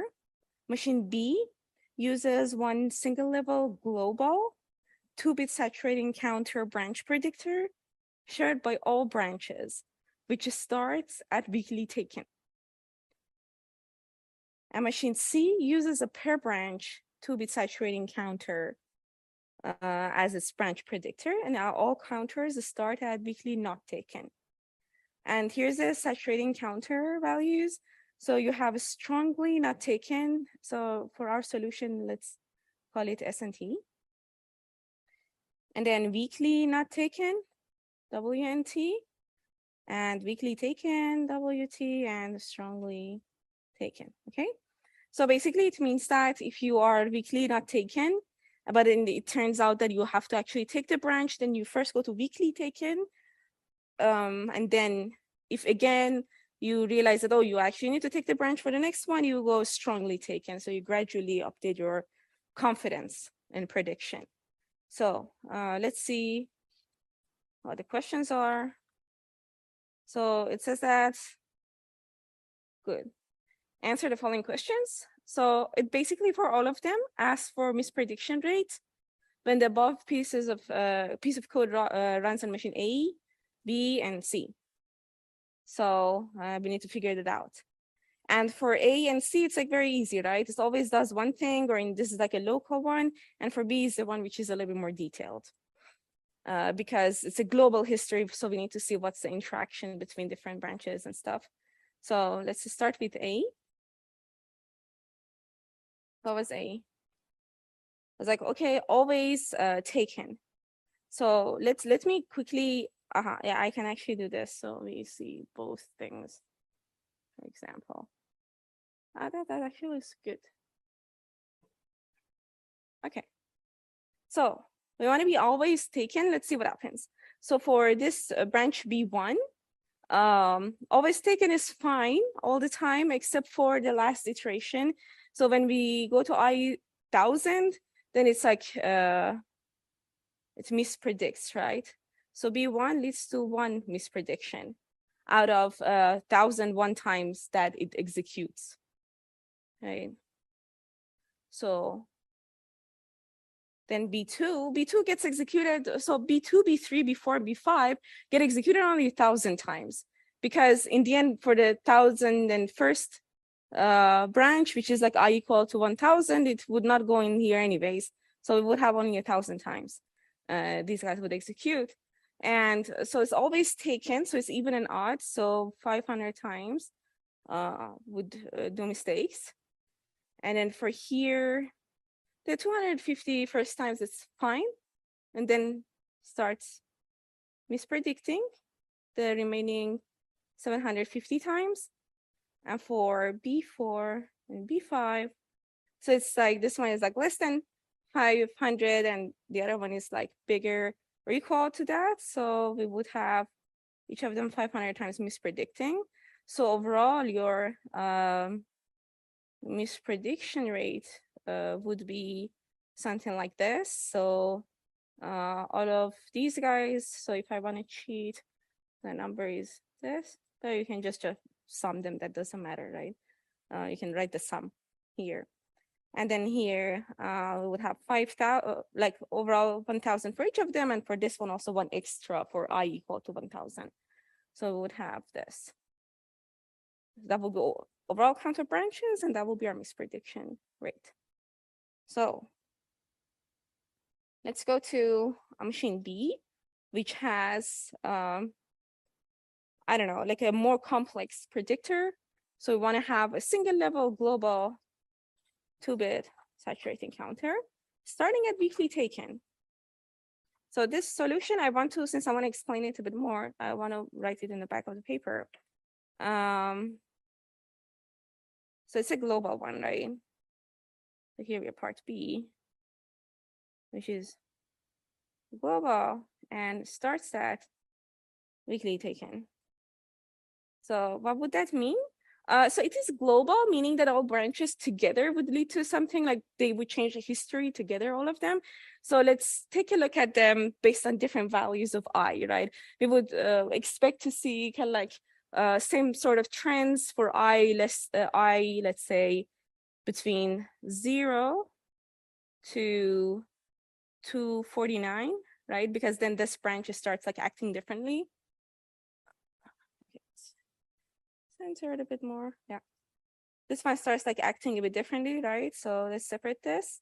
So I want to first solve it for that. Then I will solve it for 250 until like 499.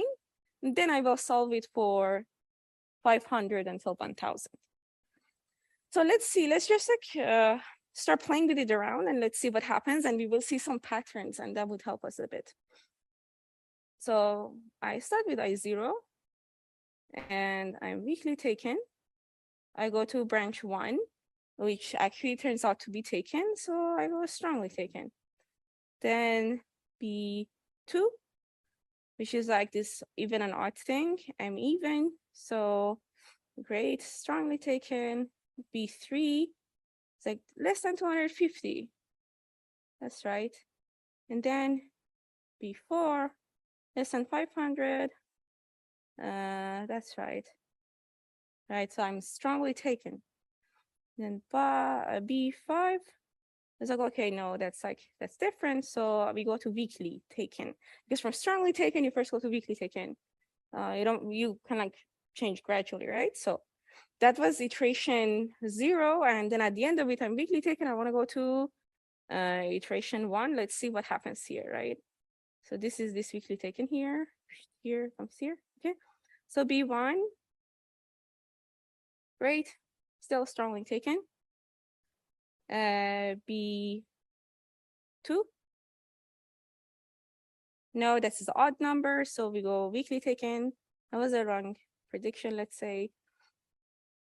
Then we have B3. Says that, okay, less than 250. That's right. And then B4, less than 500, that's right.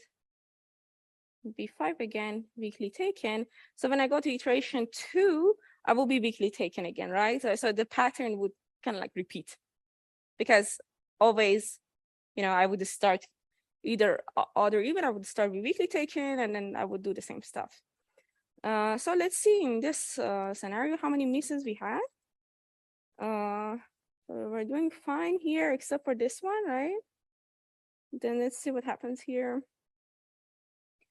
Here was a misprediction, and then here also, right? So this whole combination, let's say this duo happens overall 125 times, right? And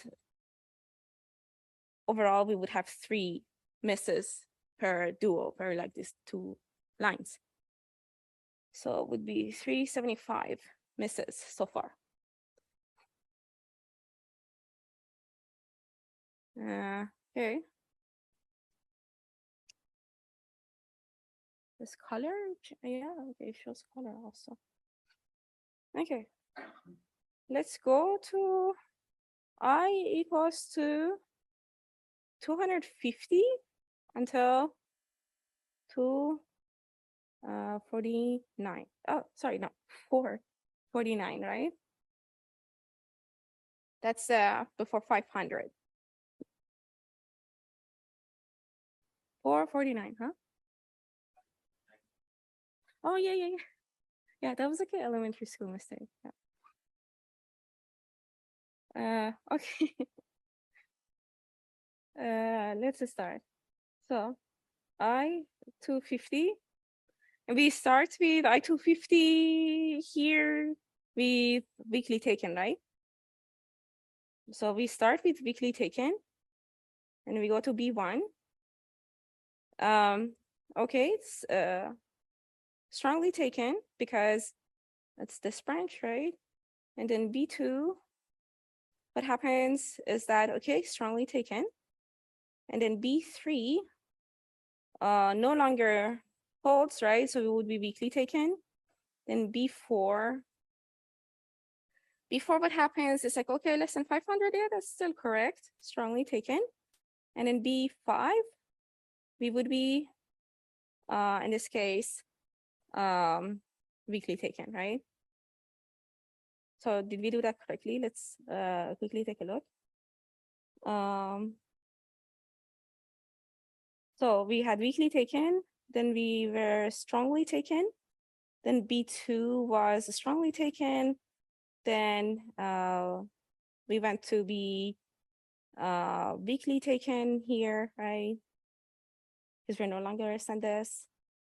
And then strongly taken, and then weakly taken. Seems fine. Okay, let's go to I-251.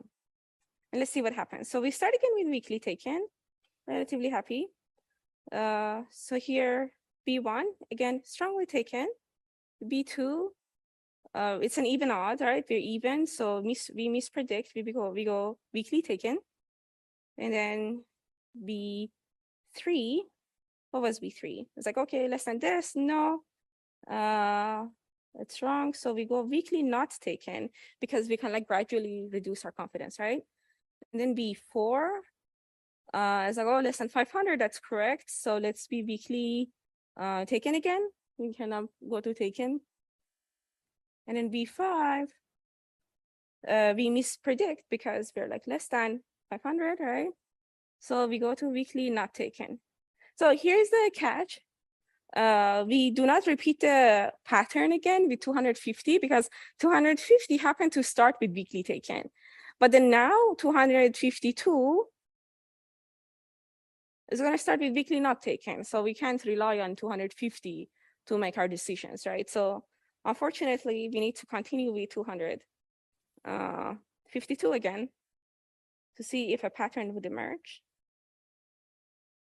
Okay, so weakly not taken, B1, right? What do we do here? So weakly not taken, B1, so we go to be weakly taken. Then B2, we become strongly taken because it's an even number. And then B3, what was B3? Less than this one? No, weakly taken. B4, less than this one. Wait, are we correct right now? So this one is a weakly taken, right?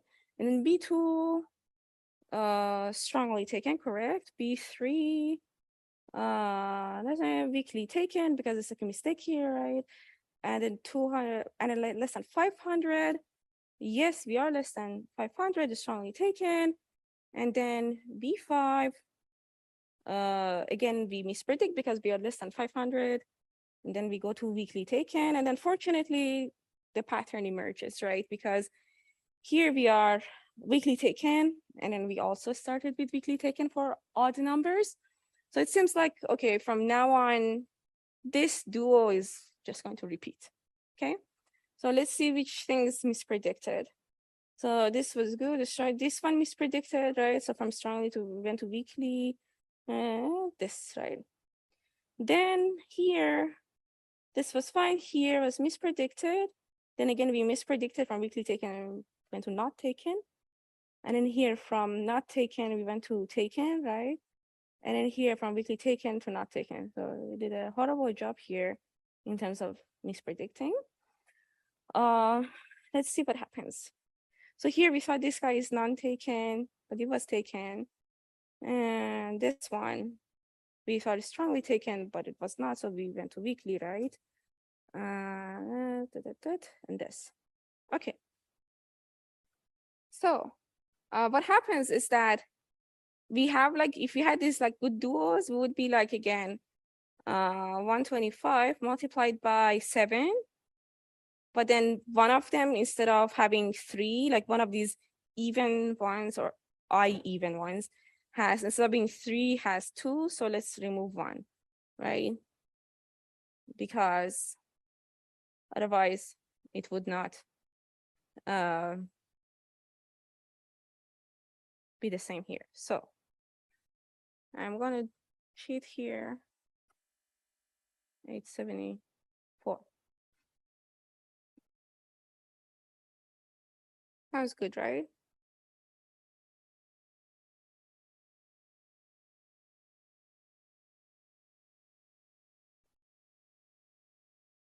Okay.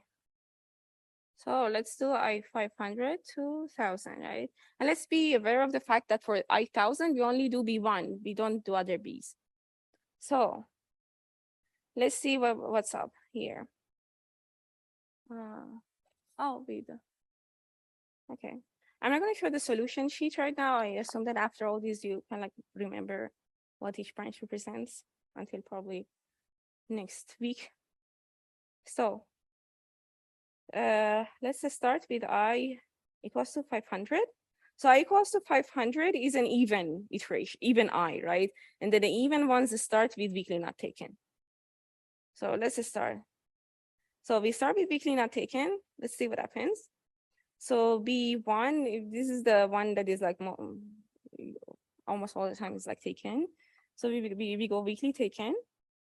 And then we have B2, even odd thing, right? So strongly taken. And that is B3 is like, is it less than 250? No, weekly taken. Is it less than 500? No, will be weekly not taken. But then finally, after all this time, is it less than 500 or like equal to 500? Yes.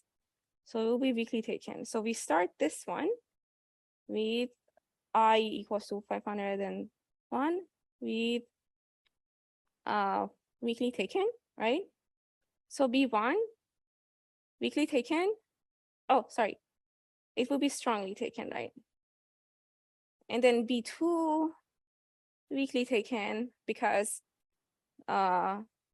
it's an odd number. Then B3 would be weekly not taken. It's the one that less than 250. Then B4. Okay. Strongly not taken. And then B5 is a taken branch, right? Because it's like more than 500. So we go weekly not taken, which is good. Like finally, the pattern again emerges because we again start the even iterations with weekly not taken. So we're kind of happy about it right now, finished. And then for iteration 1000, which is like the special one, which only like B1 gets checked. Again, we start with weekly not taken, which is actually the branch we don't want to take. So again, we're happy about it. So let's see what happens here. How many times did we mispredict? Okay, this one we mispredicted. Weekly taken, this one. And then weekly taken, we went to not taken this one. Then it was not taken, but it was taken here. Okay, so here this was fine. This was not fine. This was not. Weekly not taken, we were strongly, this is good, and 7, okay?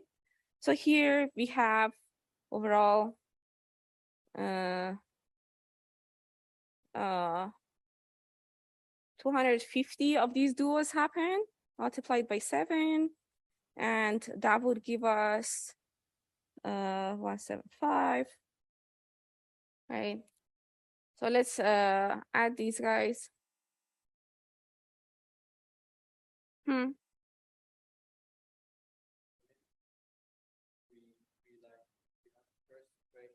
Middle one, this one?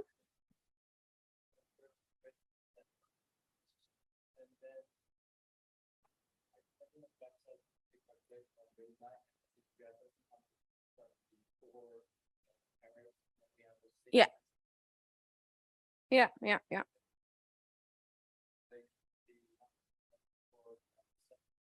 Mm-hmm. 6.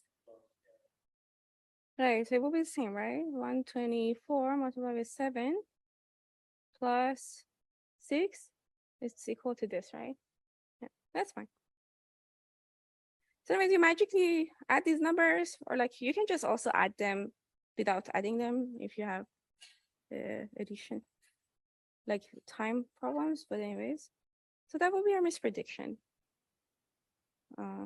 Yeah. Good news is part C is like orders of magnitude takes less work than this one. So is there any question about this before we move on? No. Okay, part C is very good. So let's see, what was the question? So machine C uses per branch.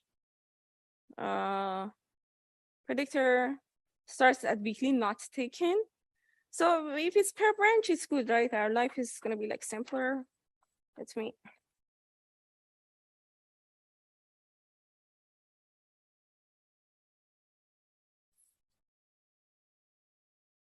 Yeah. And we're going to start at weekly not taken. And this time we don't need to go through interactions of all stuff. So we're going to start with weekly not taken, which is, so we will take this branch, right? So not taken mispredicts it for the very first one. For I equals to 0, we mispredict because we actually take the branch. And then like, we start like taking the branch forever. And this becomes a strongly taken until the last one, which should actually be not taken, right? So for I equals to 1000, we do, again, mispredict. So B2, let's start. So for I0, it is weakly not taken, but it actually needs to be taken, right? It's an even number. So we mispredict for I0. And then, so for I equals to 0, we mispredict. So from weakly not taken, we go to weakly taken. Then again, it becomes I equals to 1. We are weakly taken, but actually we need to be not taken. Then we go to weakly not taken, and then this loops, and then we continue like forever mispredicting. So here we had like 2 times kind of like mispredicting. This poor branch would have like 1,000 times mispredicted. Okay, let's start with B3. So we're weakly not taken, but actually we need to take it because like we're less than 250. Then we go strongly taken, right? We train our weakly not taken over like these 250 times to be strongly taken. And then when we reach to 250, from that, so imagine here we are strongly taken, but we reach to 250. So let's say to I 250, we arrive, and then we say that, okay, like I don't need to take this branch anymore. Why don't I make it weakly taken? And then we go to I 251. And so, okay, I still don't need to take it. Then I can make it weakly not taken, which then I correctly mispredicted. Okay, it's not taken until end of life of this code, right? So we would have 3 things again here. So for B4, same stuff happens. So again, we start with I0 is wrong because like, oh, it's weakly not taken, but I should actually be taken. So for I0, it's wrong. Then eventually I start being like strongly, the predictor becomes like strongly taken. Okay. But then I 500 arrives and is okay, like I should be mispredict, I go weakly taken. And then this one again, 501, I go weakly not taken. So overall, again, 3. Let's see what happens with the last branch. Okay. So here, I start with weakly not taken, which is fine because it's like more than 500. So it's good. It's always goes to strongly not taken. So when actually 500 starts, we are at strongly not taken. But then we realize, okay, we need to actually take it. So we go like, how about weakly not taken?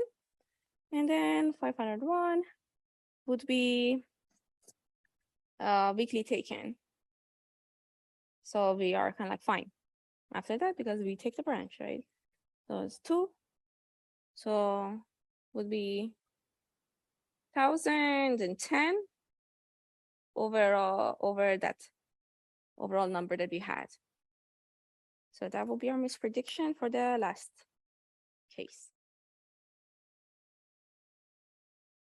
Okay, so let's look at this cache reverse engineering problem. So the question goes like this: you are trying to reverse engineer the characteristics of a cache in a system. So that you can design a more efficient machine-specific implementation of an algorithm you're working on. To do so, you have to come up with 3 sequences of memory accesses to various bytes in the system in an attempt to determine the following 4 cache characteristics. So you're given cache blocks. The cache block size could be 8 bytes to 128 bytes. The cache associativity could be 2-way, 4-way, or 8-way. Cache replacement policy is either LRU or FIFO, and cache size is 4 or 8 kilobytes. So the only statistic that you can collect on this system is cache hit rate after performing each sequence of memory accesses. That here is what you observe. So you are given 3 sequences of addresses which are accessed from oldest to youngest, and for each sequence you are given a hit rate. So we'll continue. Assume that the cache is initially empty at the beginning of the first sequence, but not at the beginning of the second and the third sequence. The sequences are executed back to back. That is, no other accesses take place in between sequences. So thus at the beginning of the second sequence, the contents are the same at the end of the first sequence. So once you access the first sequence, the second sequence will see the data that is already in the cache. At the beginning of the third sequence, the contents are the same as at the end of the second sequence. So based on what you observe, what are the following characteristics of the cache? Explain to get points. So to get the cache block size, in this question, we have to kind of use the process of elimination and also try out different combinations. So if the cache block, so for this sub question, to find the cache block size, we have to basically explore all the different cache block sizes and see whether the hit rate that is given for each sequence is it matches the hit rate that is given. So if we take the cache block size of 8 bytes, so let's say the first access 0 goes into a particular goes to one of the cache blocks, which can have addresses 0 to 7, and then 16 goes to another block. 24 goes to a new block because 16 we can store addresses up to 23. So 24 is the new block, but then 25 it belongs to the same block, so that would be considered a cache hit. And then you will have 1024 in a new block, 255 in a new block, because these are not accessed before and these are all considered misses the first time. And you will have 1100 and 305.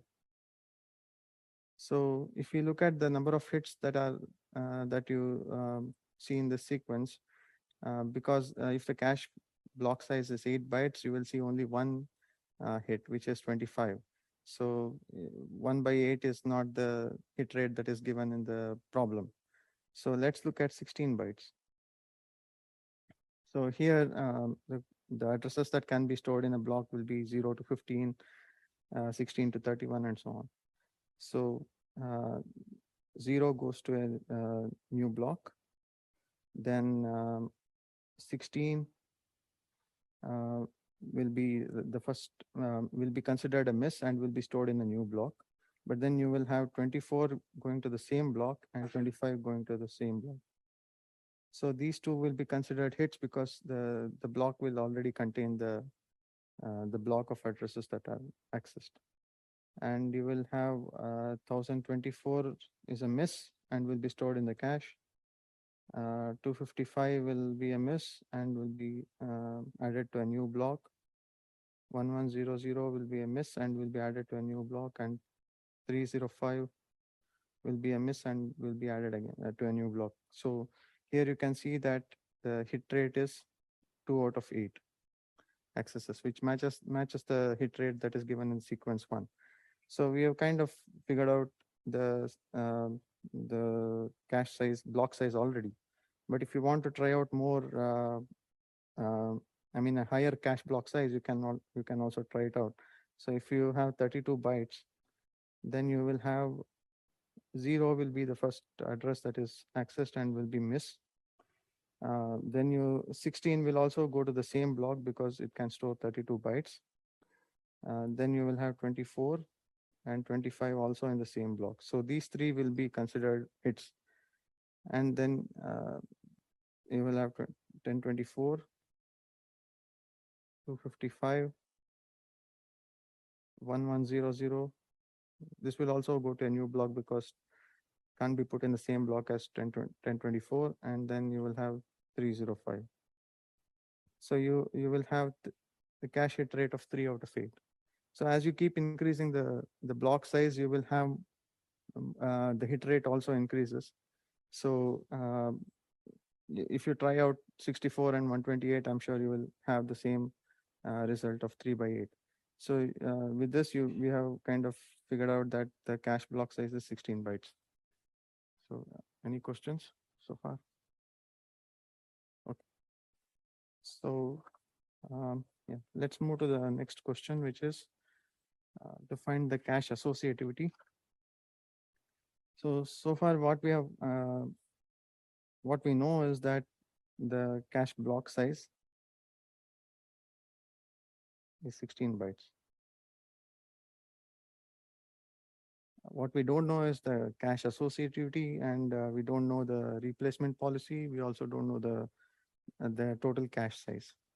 So, so to do this, we have to figure out, we have to again try out different combinations. So we can start with 8-way cache. Okay. So here again, because we have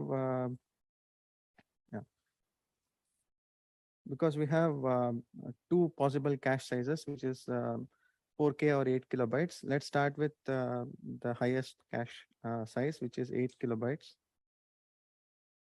So let me draw a diagram of the 8K 8-way cache.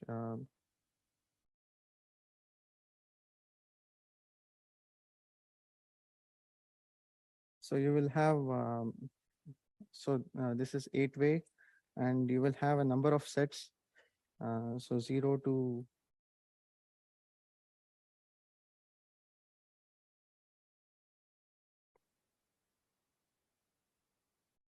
let's say n sets.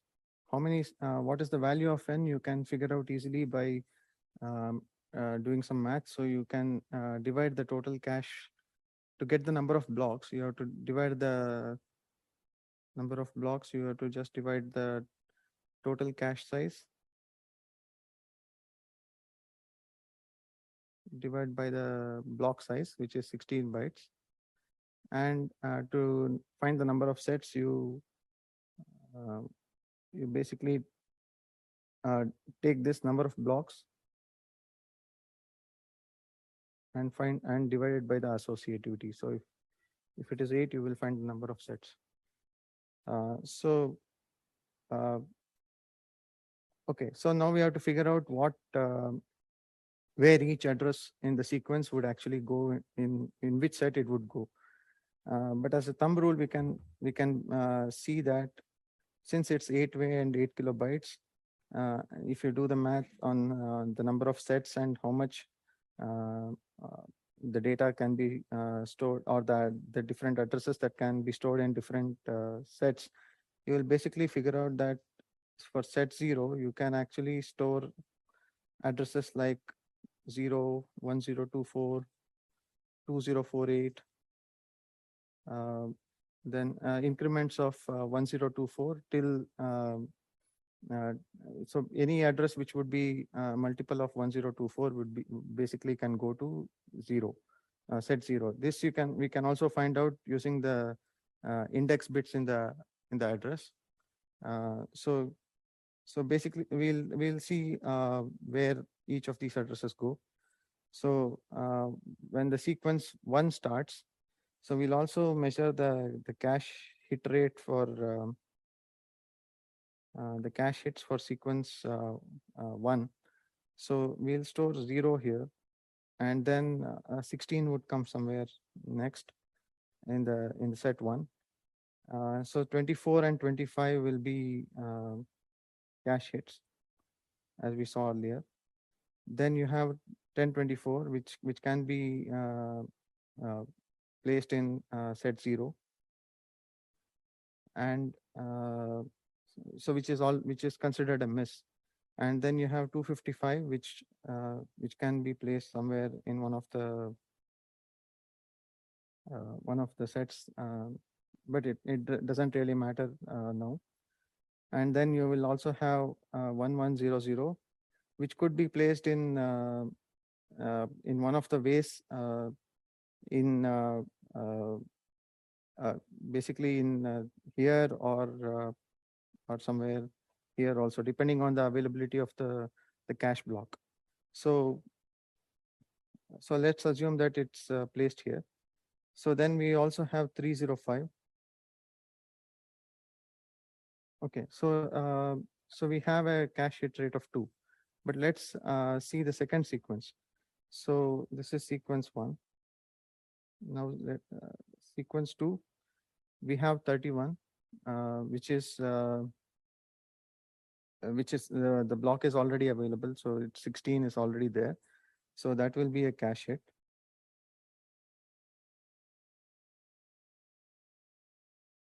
Then we have 65536, which has not been accessed earlier. So it will be added to the set 0 because it's also a multiple of 1024. So this is placed in set 0. Then we have, since 65536 is already there, the next access is 65537, so which will be a cache hit. And the next address is 131072, which is 128K, which is not accessed before, so it will get placed in 131 set 0. And similarly, 256K is not accessed before, so even that is a miss, and it will be placed in set 0. Now we have 8, which is already the block is already available in set 0, so it means that it's a cache hit. And we also have 305 is already there from the previous sequence, so that is also a cache hit. So 1060 is not available in the sequence, which will be placed in let's say somewhere here. So that is a cache miss. So we have 4 cache hits out of 8 accesses, which means that it doesn't satisfy the hit rate that is provided in the sequence. So 8-way is still a possibility because we haven't checked the 4 kilobyte cache size. So if you check the 4 kilobytes cache size, then you can actually see that set 0 can basically accommodate addresses like 0, 512, and 1024, and increments of 512. So you will still have addresses like 65536, 128K, and 256K in the same set. And since we don't have any address which is close to 512, we will still store 1024 in the set 0, and the result would be the same. So it even if we assume that for 8-way the cache size is 4 kilobyte, we still get a hit rate of 4/8. So this means that we have to discard 8K as a possible 8-way associativity as a possible answer. So then we move to 4-way. So even in 4-way, we have again 2 possibilities. We have 4 kilobytes and or 8 kilobytes. Okay, so let's take 8 kilobytes first. So let me draw a block of for the 4-way associativity, and you have again set 0 to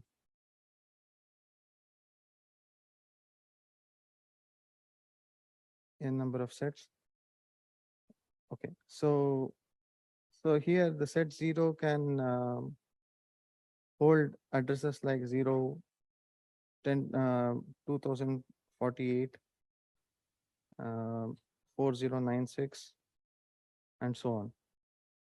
So I mean, I'm trying to simplify the calculation here because I just divide 8 kilobyte by 4 bay, and you kind of get the offsets, which can be stored in block 0. So we look at the sequence again. So 0 gets stored in block 0 in the set 0, and then 16 would be in, let's say, set 1. So 24 and 25 will be cache hits.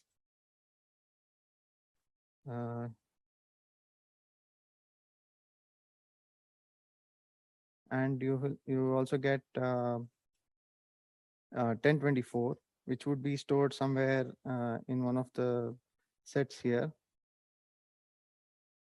It's not stored in set 0. And then you will have 255 somewhere, and 1100 and 305. So all these are considered misses because they are cache misses because they are not accessed before. So the only hits that are there is 24 and 25. Now we continue to the second sequence. So 31 sequence 2 hits.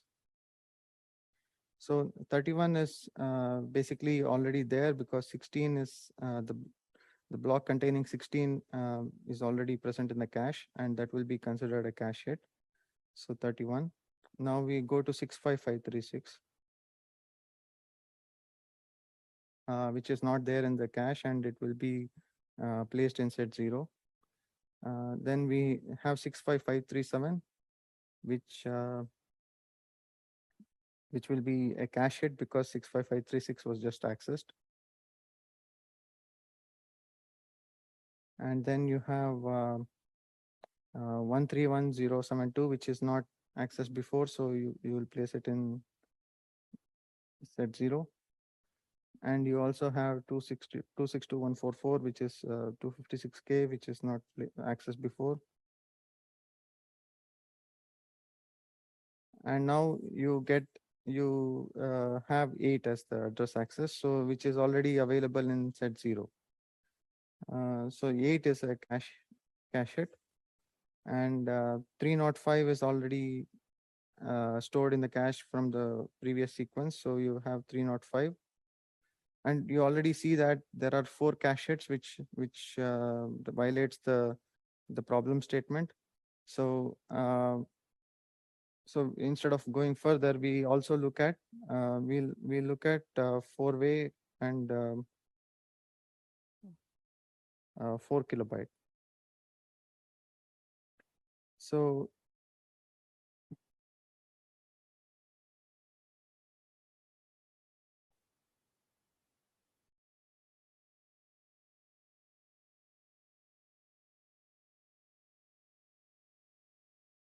we have a number of sets, and here because yeah, again, if you look at the index bits of the block address, you will find that you can store set for set 0. You can store 0, 1024, 2048, and so on. So let's go again with the first sequence. So you will have 0, which is a cache miss, 16. Then you will have 2 hits that we keep seeing for the sequence 1, 24 and 25.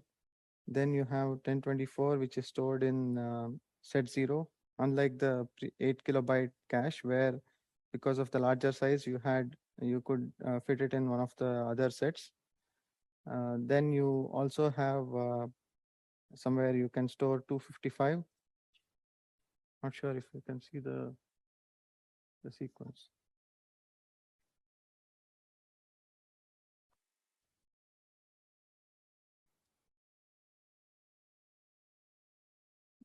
You could store 255 somewhere here in one of the sets.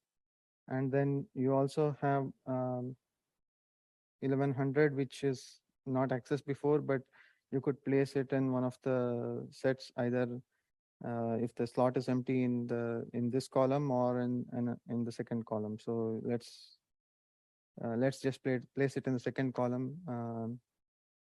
So then you also have 305. Basically, for this you can calculate the set and the offset, block offset, and you can place it in the right set. So, but for for simplicity, we are not doing it in this problem because we are mostly focused on what goes into the set 0. So right now we have 305 here. Okay, now we'll closely look at what would be the cache hits in sequence 2. So 31 would be a cache hit because 16 is already there.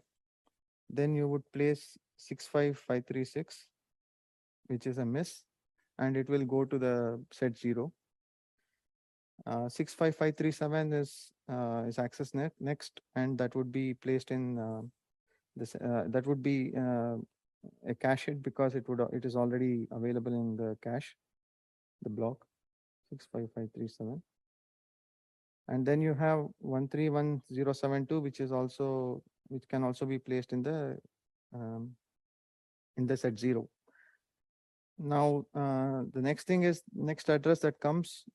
If it belongs to set 0, then something has to be replaced. So 256K is also a multiple of 1024, and it can also be placed in set 0. Now we have to explore two possibilities for the replacement. We have to check whether the LRU and FIFO replacement policies. But fortunately, in this problem we have both LRU and FIFO would replace the 0 with the new address, because 0 is the first one that is accessed in case of FIFO, and 0 is also the least recently used address. So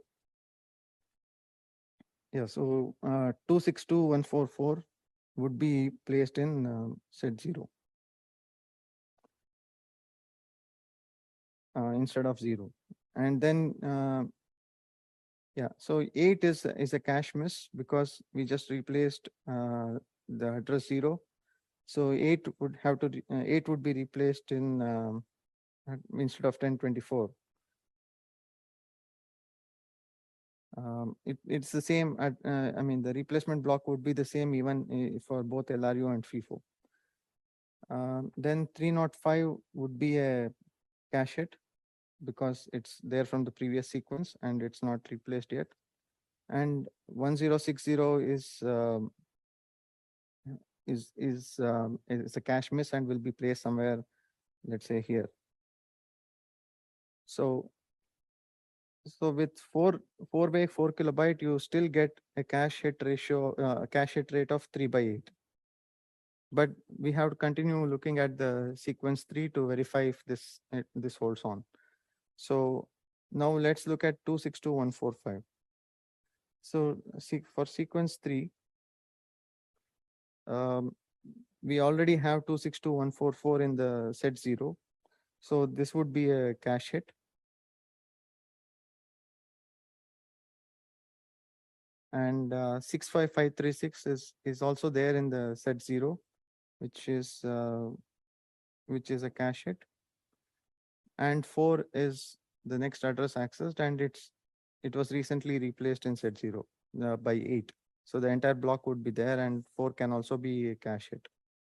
So you have got 3 by 3 as the hit rate, which is actually not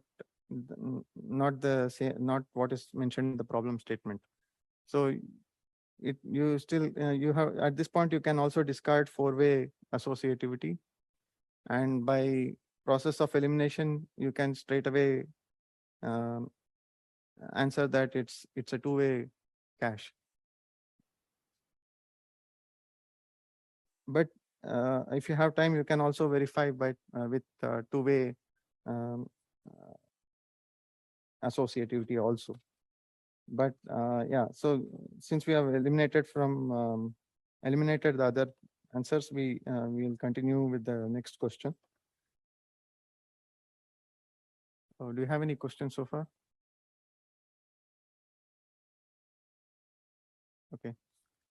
So next we look at what is the cache replacement policy that we need to find. What is the replacement policy, whether it's LRU or FIFO? And so far, what we know is that the cache block size is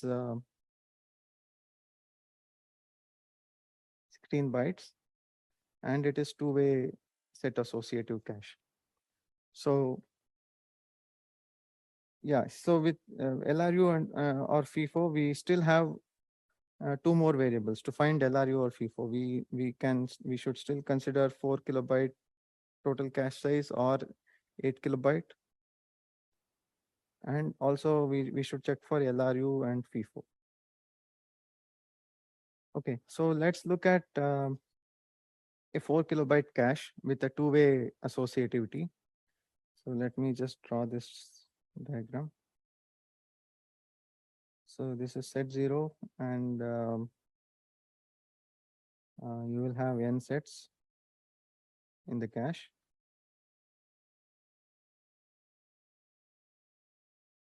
Okay, so yeah, so with this, again, you can find the set from the you can decode the set from the address.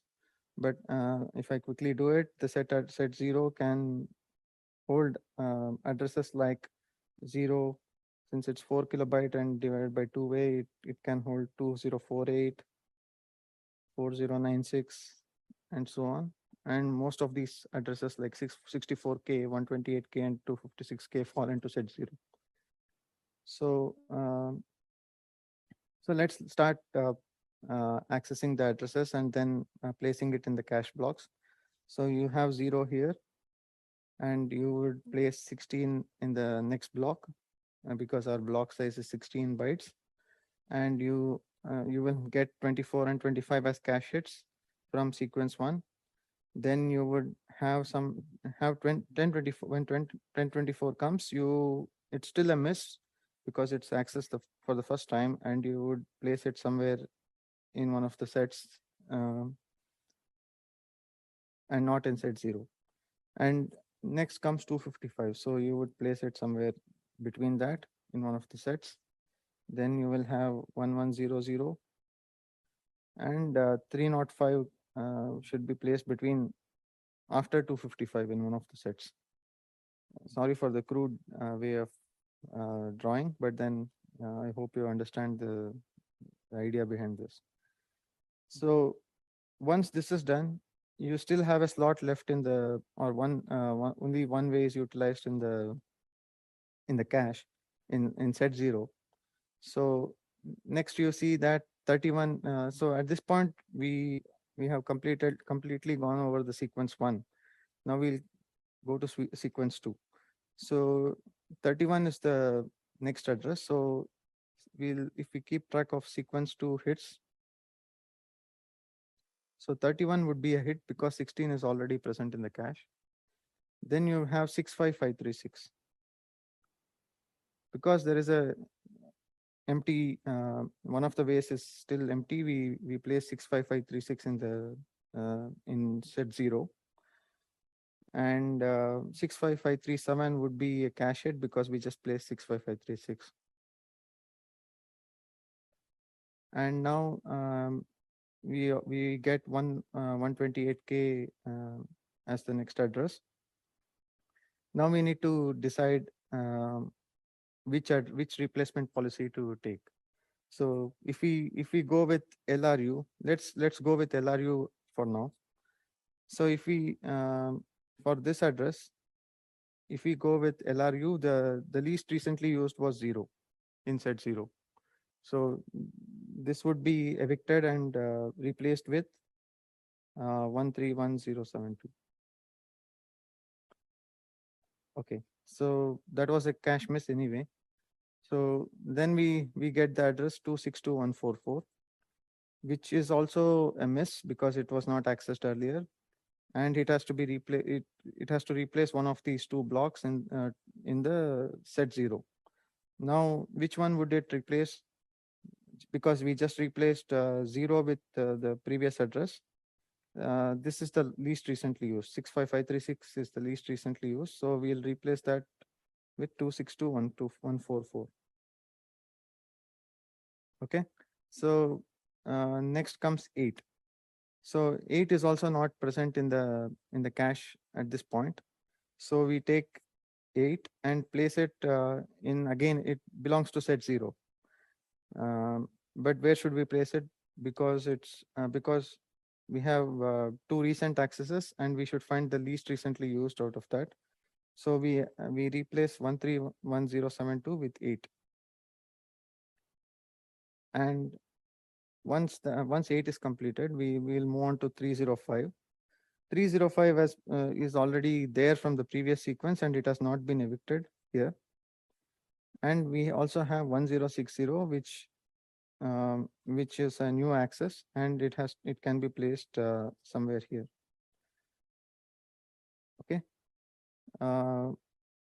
So 305 was also a cache hit. Now with LRU replacement policy, we still satisfy the 2 sequences, but let's look at the third sequence. So with 262145, so at this point the cache set 0 looks like this, 8 and 262144. So we will see the sequence 3 hits. So 262145 would be a hit because it's already there in the cache.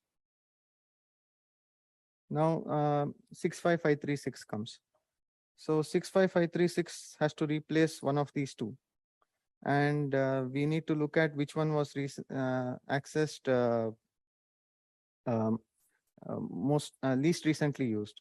So because there was an access here to the same cache block in the third sequence, it isn't. This one is not the least recently used. The least recently used was 8. Okay. So because we see that it was accessed here and there was an access to this cache block 262144 containing 262144.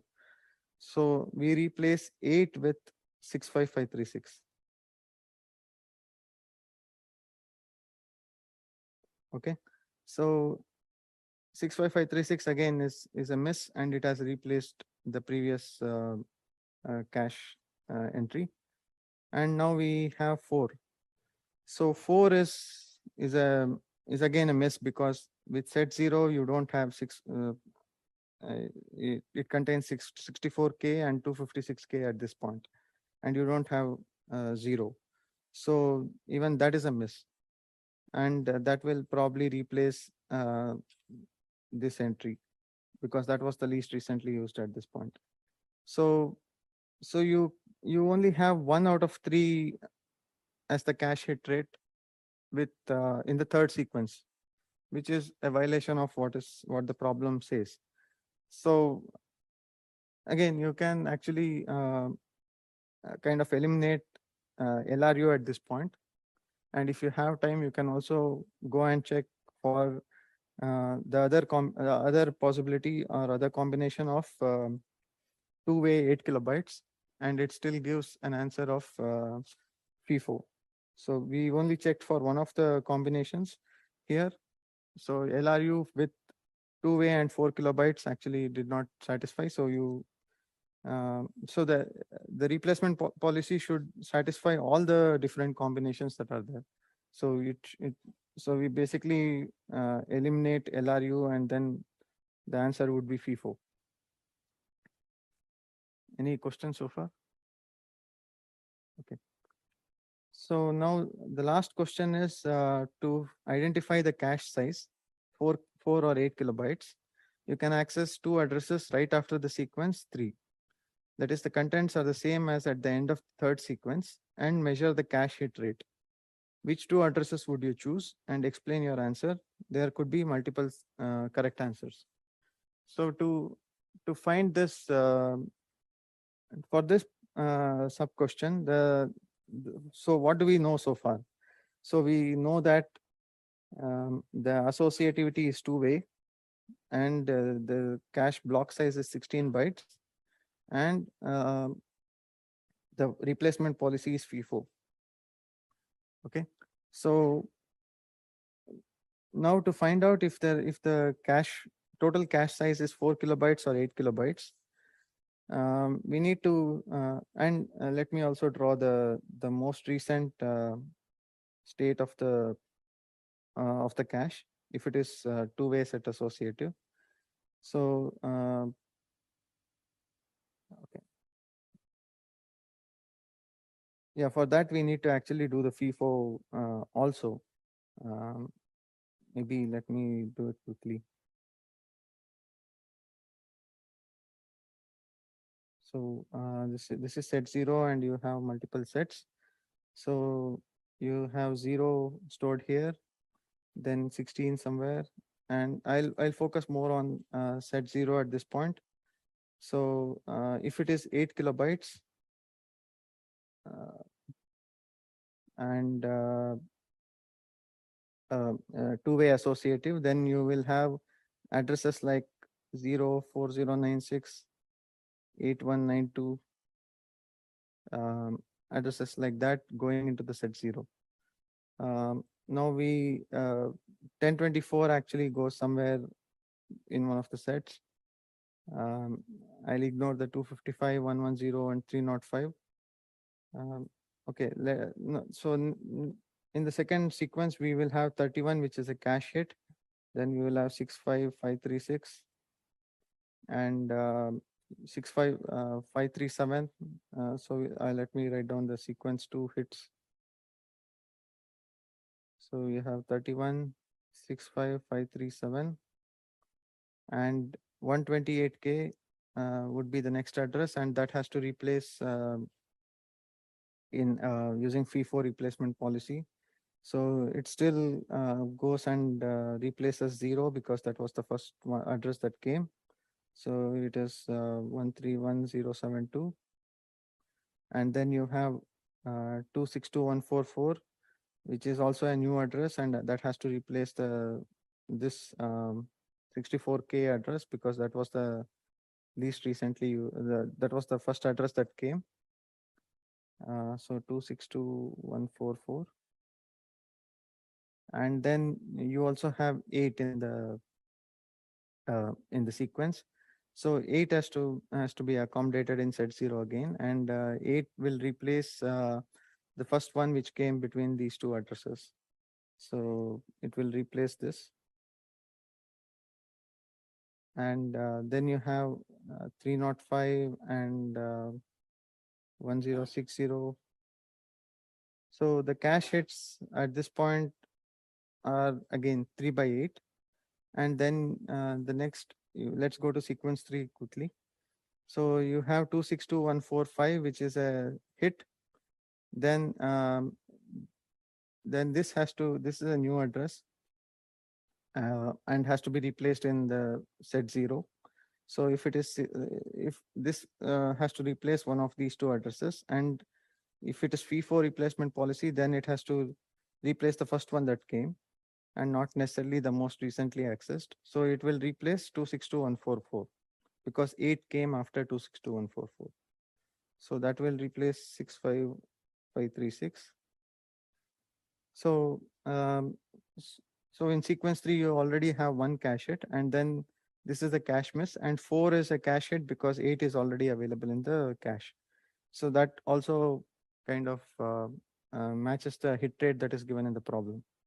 Now, so the recent for the last sub question. So we have, I wanted to draw the recent state of the cache. So you have 8 and you have 65536. Okay, so so as I mentioned that we need to add 2 more addresses to the sequence to figure out whether the cache size is 4 kilobytes or 8 kilobytes. So if it is, let's say 4 kilobytes, then your set 0 can contain addresses like 2048, 4096, and increments of 2048. But if it is 8 kilobytes, then you have addresses that can go to set 0 like 0, 4096, 8192, and so on. Again, you can decode this using the index bits of the address. So at this point, we need to actually the technique to do to figure out the between 4K or 8 kilobytes is you need to actually find an address which results in a cache miss in both of them, in both 4 kilobytes and 8 kilobyte, 4 kilobyte and 8 kilobyte cache design. But then in one of them, it actually goes and replaces the set 0 block. So yeah, that is the first address. The second address, what we need to the second address that we need to use is we need to access the previous occupant of that cache block to see if there is a cache hit or a cache miss. So with 4 kilobyte, we need to find the address which results in cache miss first time with the first address, and also a cache miss in the second sequence, because it has replaced let's for example take 8 with if we have a new address in this or in the first or basically in the next two addresses, if we choose an address which replaces 8, then it results in a cache miss. But then we go ahead and the next address would be, we still go and access 8 to see if it is a cache miss or not. But in case of 8 kilobyte, because we choose a new address, it will still be a cache miss. But then if it's not if the set 0 has not been evicted, then it results in a cache hit. So that is how we kind of differentiate between the two addresses and between the two cache designs. So we see that there is 4096 is common across 4 kilobytes addresses which can go to set 0, but we have 2048, so which is not there in 8 kilobytes. So if it is 2048, it actually goes to in an 8 kilobyte design. It will, if it is set 0, it will basically go to one of the sets in one of the other sets. So it will go somewhere here.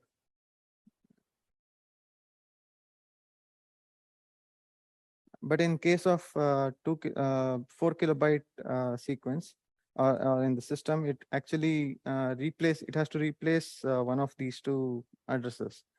And going by FIFO, it has to replace so if it is FIFO, then 8 came first. So it would replace 8 with 2048. So with 2048, it results in a cache miss in both 8 kilobytes and 4 kilobytes systems. Now, if we choose the second address that we need to choose should basically go and access the previous entry, which was 8, or any address in that block, 0 to 15. Because in 8 kilobyte system, we still have 8 present in set 0. So if we choose 0 as the second address, then this would result in a cache miss, which is 4 kilobyte system. And in 8 kilobytes, you would get a cache hit. So if you access these two addresses, 2048 and 0, or you could also access any of the other addresses in the 4 kilobyte range, which belongs to set 0, that doesn't belong to 8 kilobyte set 0 addresses.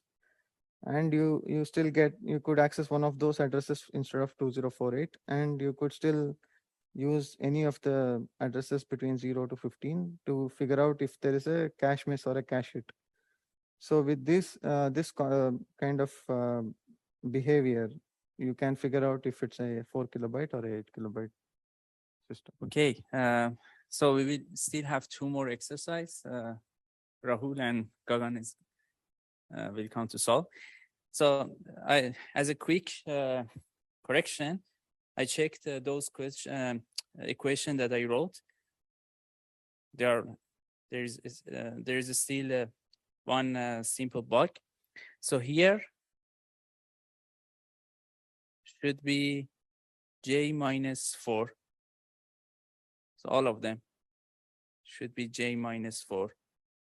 Here also, here, and this one. So for those that you took a note, please correct them. I will also post a nice and correct equation on Moodle for your references. Rahul, please. This was a bonus question in the last year. So it's based on the run-ahead execution, which Professor Mutlu has covered in lecture 25, if I'm not wrong. So this is a pretty small question. So let's get this done quickly. So it says that, okay, a run-ahead execution processor, I mean, hopefully you all know the run-ahead execution by this time anyway, right?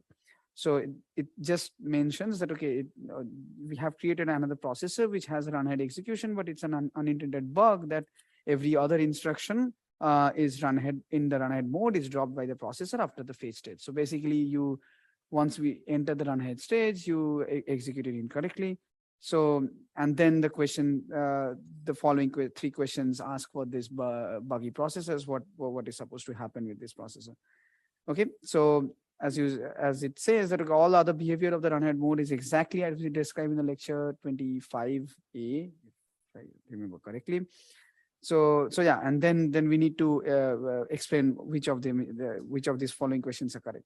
So the first question says that, okay, the buggy run-ahead processor finishes the program correctly and faster than the non-buggy run-ahead processors. The answer is obviously yes, that it can happen. Why? Because let's say even if the processor is dropping every other instructions, but then it's actually by dropping every other instruction, it's probably finding more dependent memory instructions to execute in the run-ahead mode. So that might be one reason that, okay, it's executing correctly as well as faster than the normal processor which doesn't have the run-ahead execution.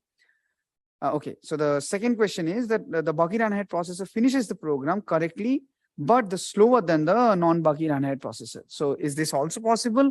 The answer is yes. Why? Because let's say if the memory instructions are actually present in the alternate instructions that are getting dropped by this bug that is present in the processor, then what might happen is that in the non-buggy run-ahead processors would actually explore much more dependent memory instructions than the buggy run-ahead processors.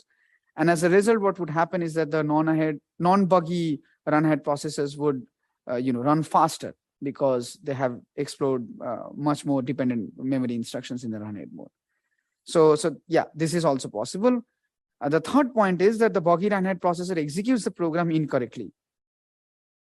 This answer is definitely no. Why? Because if you recollect, what happens in the run-ahead execution is that no matter what happens in run-ahead execution mode, nothing gets committed. So that's a crucial part of this question, because just because nothing gets committed means that whatever changes that you make inside the run-ahead mode, it cannot be permanent. So it does not affect the program execution correctness.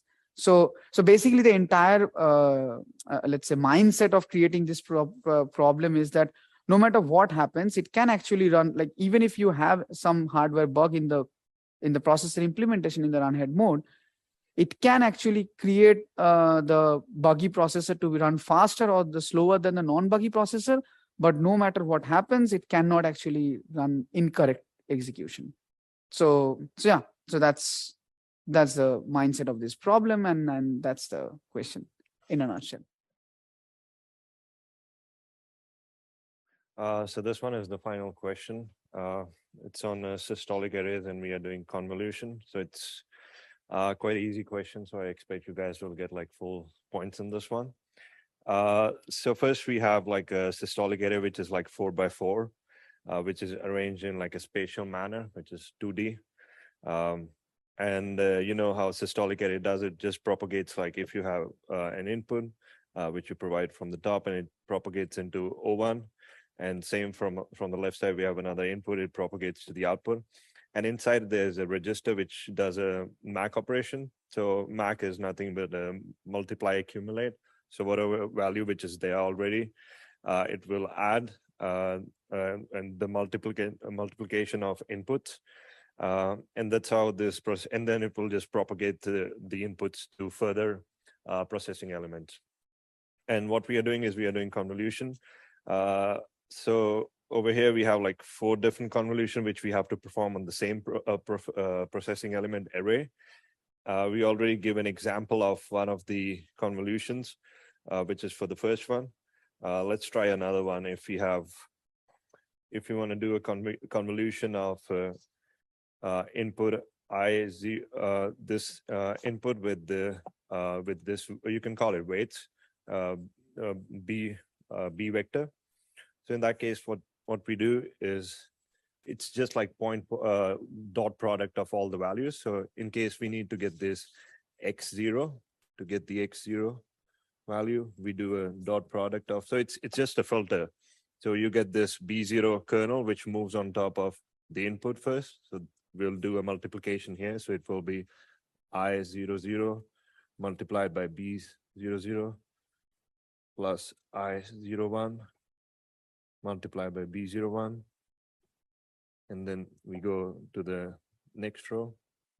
When we do 10, b10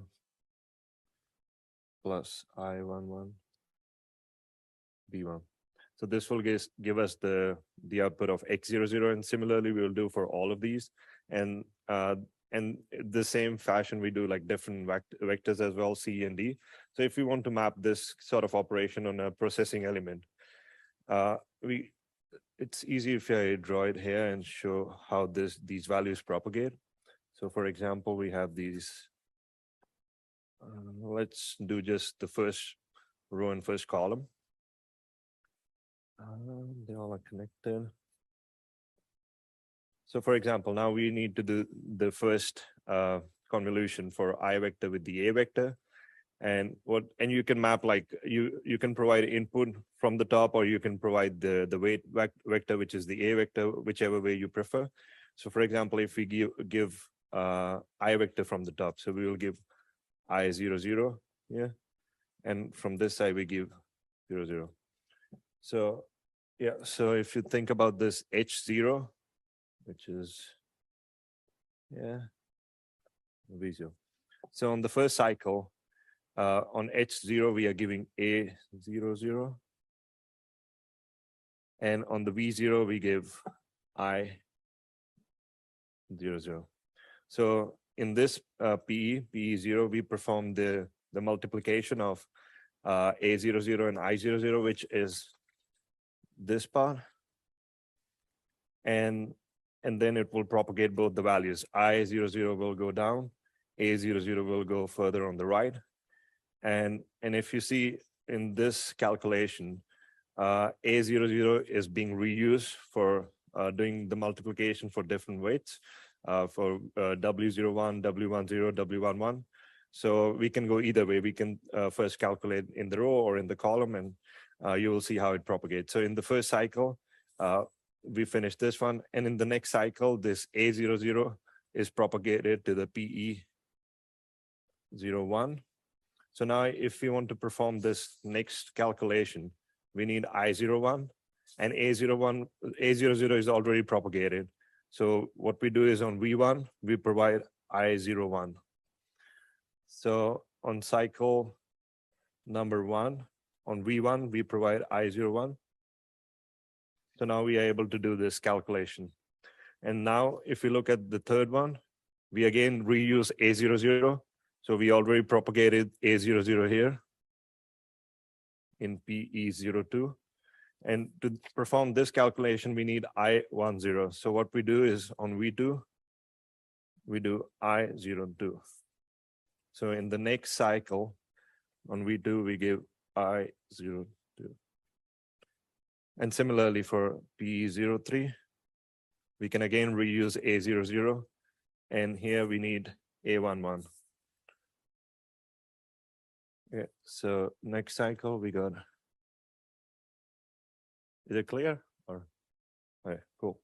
And now similarly, so now we can go in like the vertical direction as well in the column. And now what's happening is we need I00, and we check like where the I00 is being reused. So we propagate I00. And if you look at this calculation for B0, which I did here for X00, so we need I0. So what's missing is B00. So what we do is like we give B00 as the input to H1. Is it clear? All right, cool. So on the H1, it's happening after one cycle because it takes one cycle to propagate down and it takes one cycle to propagate in any direction. So now we give B0, 0. And now I0 propagates further. And now we can on H2. And similarly, like we did for B00, in the case of when we are calculating Y00, we need, we will do C00 dot product with I00. So again, we can reuse. So it will be here C00. So similarly, here will be D00. Okay. And now we already did all the calculations for, we propagated through all the PEs. So now what we do is like on the first, so this one is not being used. So now we can load the next, we can start the next calculation, which will be A01 here. So we can start with the calculation of this part now. So similarly, we'll do the same thing again. So now we get A01 and you can, sorry, it's really tiny to write, but yeah. So we get A0. Is it clear? Like, can you see it? Because it's a bit hard to write it down. Okay, so now we get A01 here.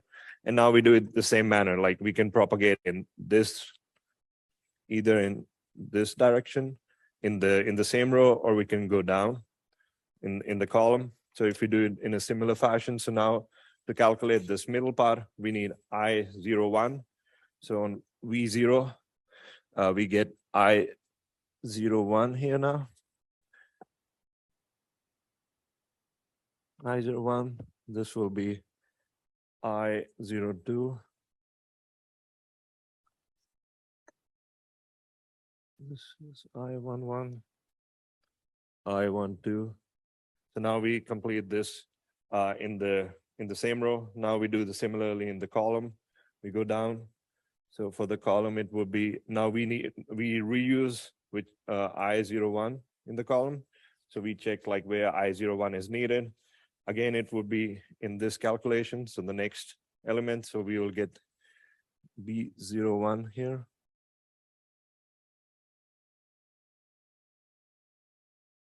C01, D01. So we'll keep on doing in this manner. So this one will be A00, A01. Maybe I'll use a different pen. Now we'll get A10 here.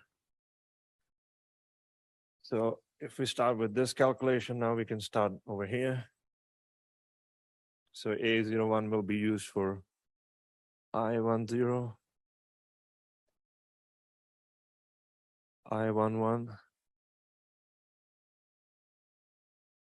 20, I21.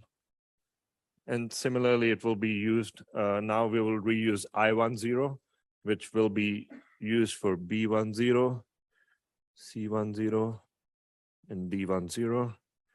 And now again, we will change, we will start with the last one. So we need to load A11 over here. So we will, instead of A01, we will get A11. And here we will get I11. So we start with A11. Here we get I11. So for the next one, we reuse A11 again.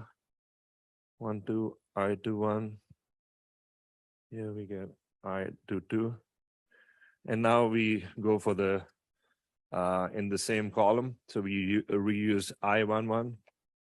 So I11 will be reused for B11, C11, and D11. So if you see, we get all the values, and this first PE, P01, P00 will calculate we'll have all the sums for weight 0, 0, 0, yeah, weight 0. Next PE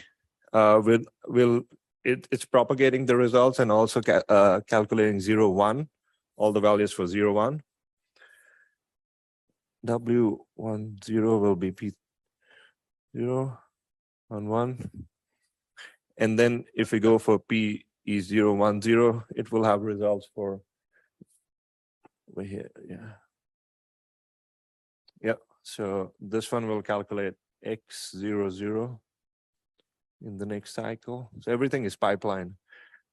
0, 1, 1, 0. And afterwards, we also did for the C, it was Y0, Y 0, 0, Y0, 1.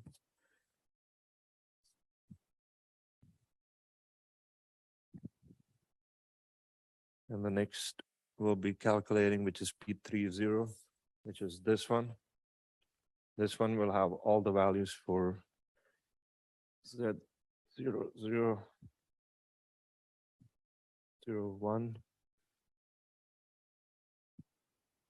Yeah. So this is how it would look like. So I would suggest if you want to solve it, the easiest way is to just start with 1, which is like just do the first convolution, do the weights, and everything is kind of like pipeline.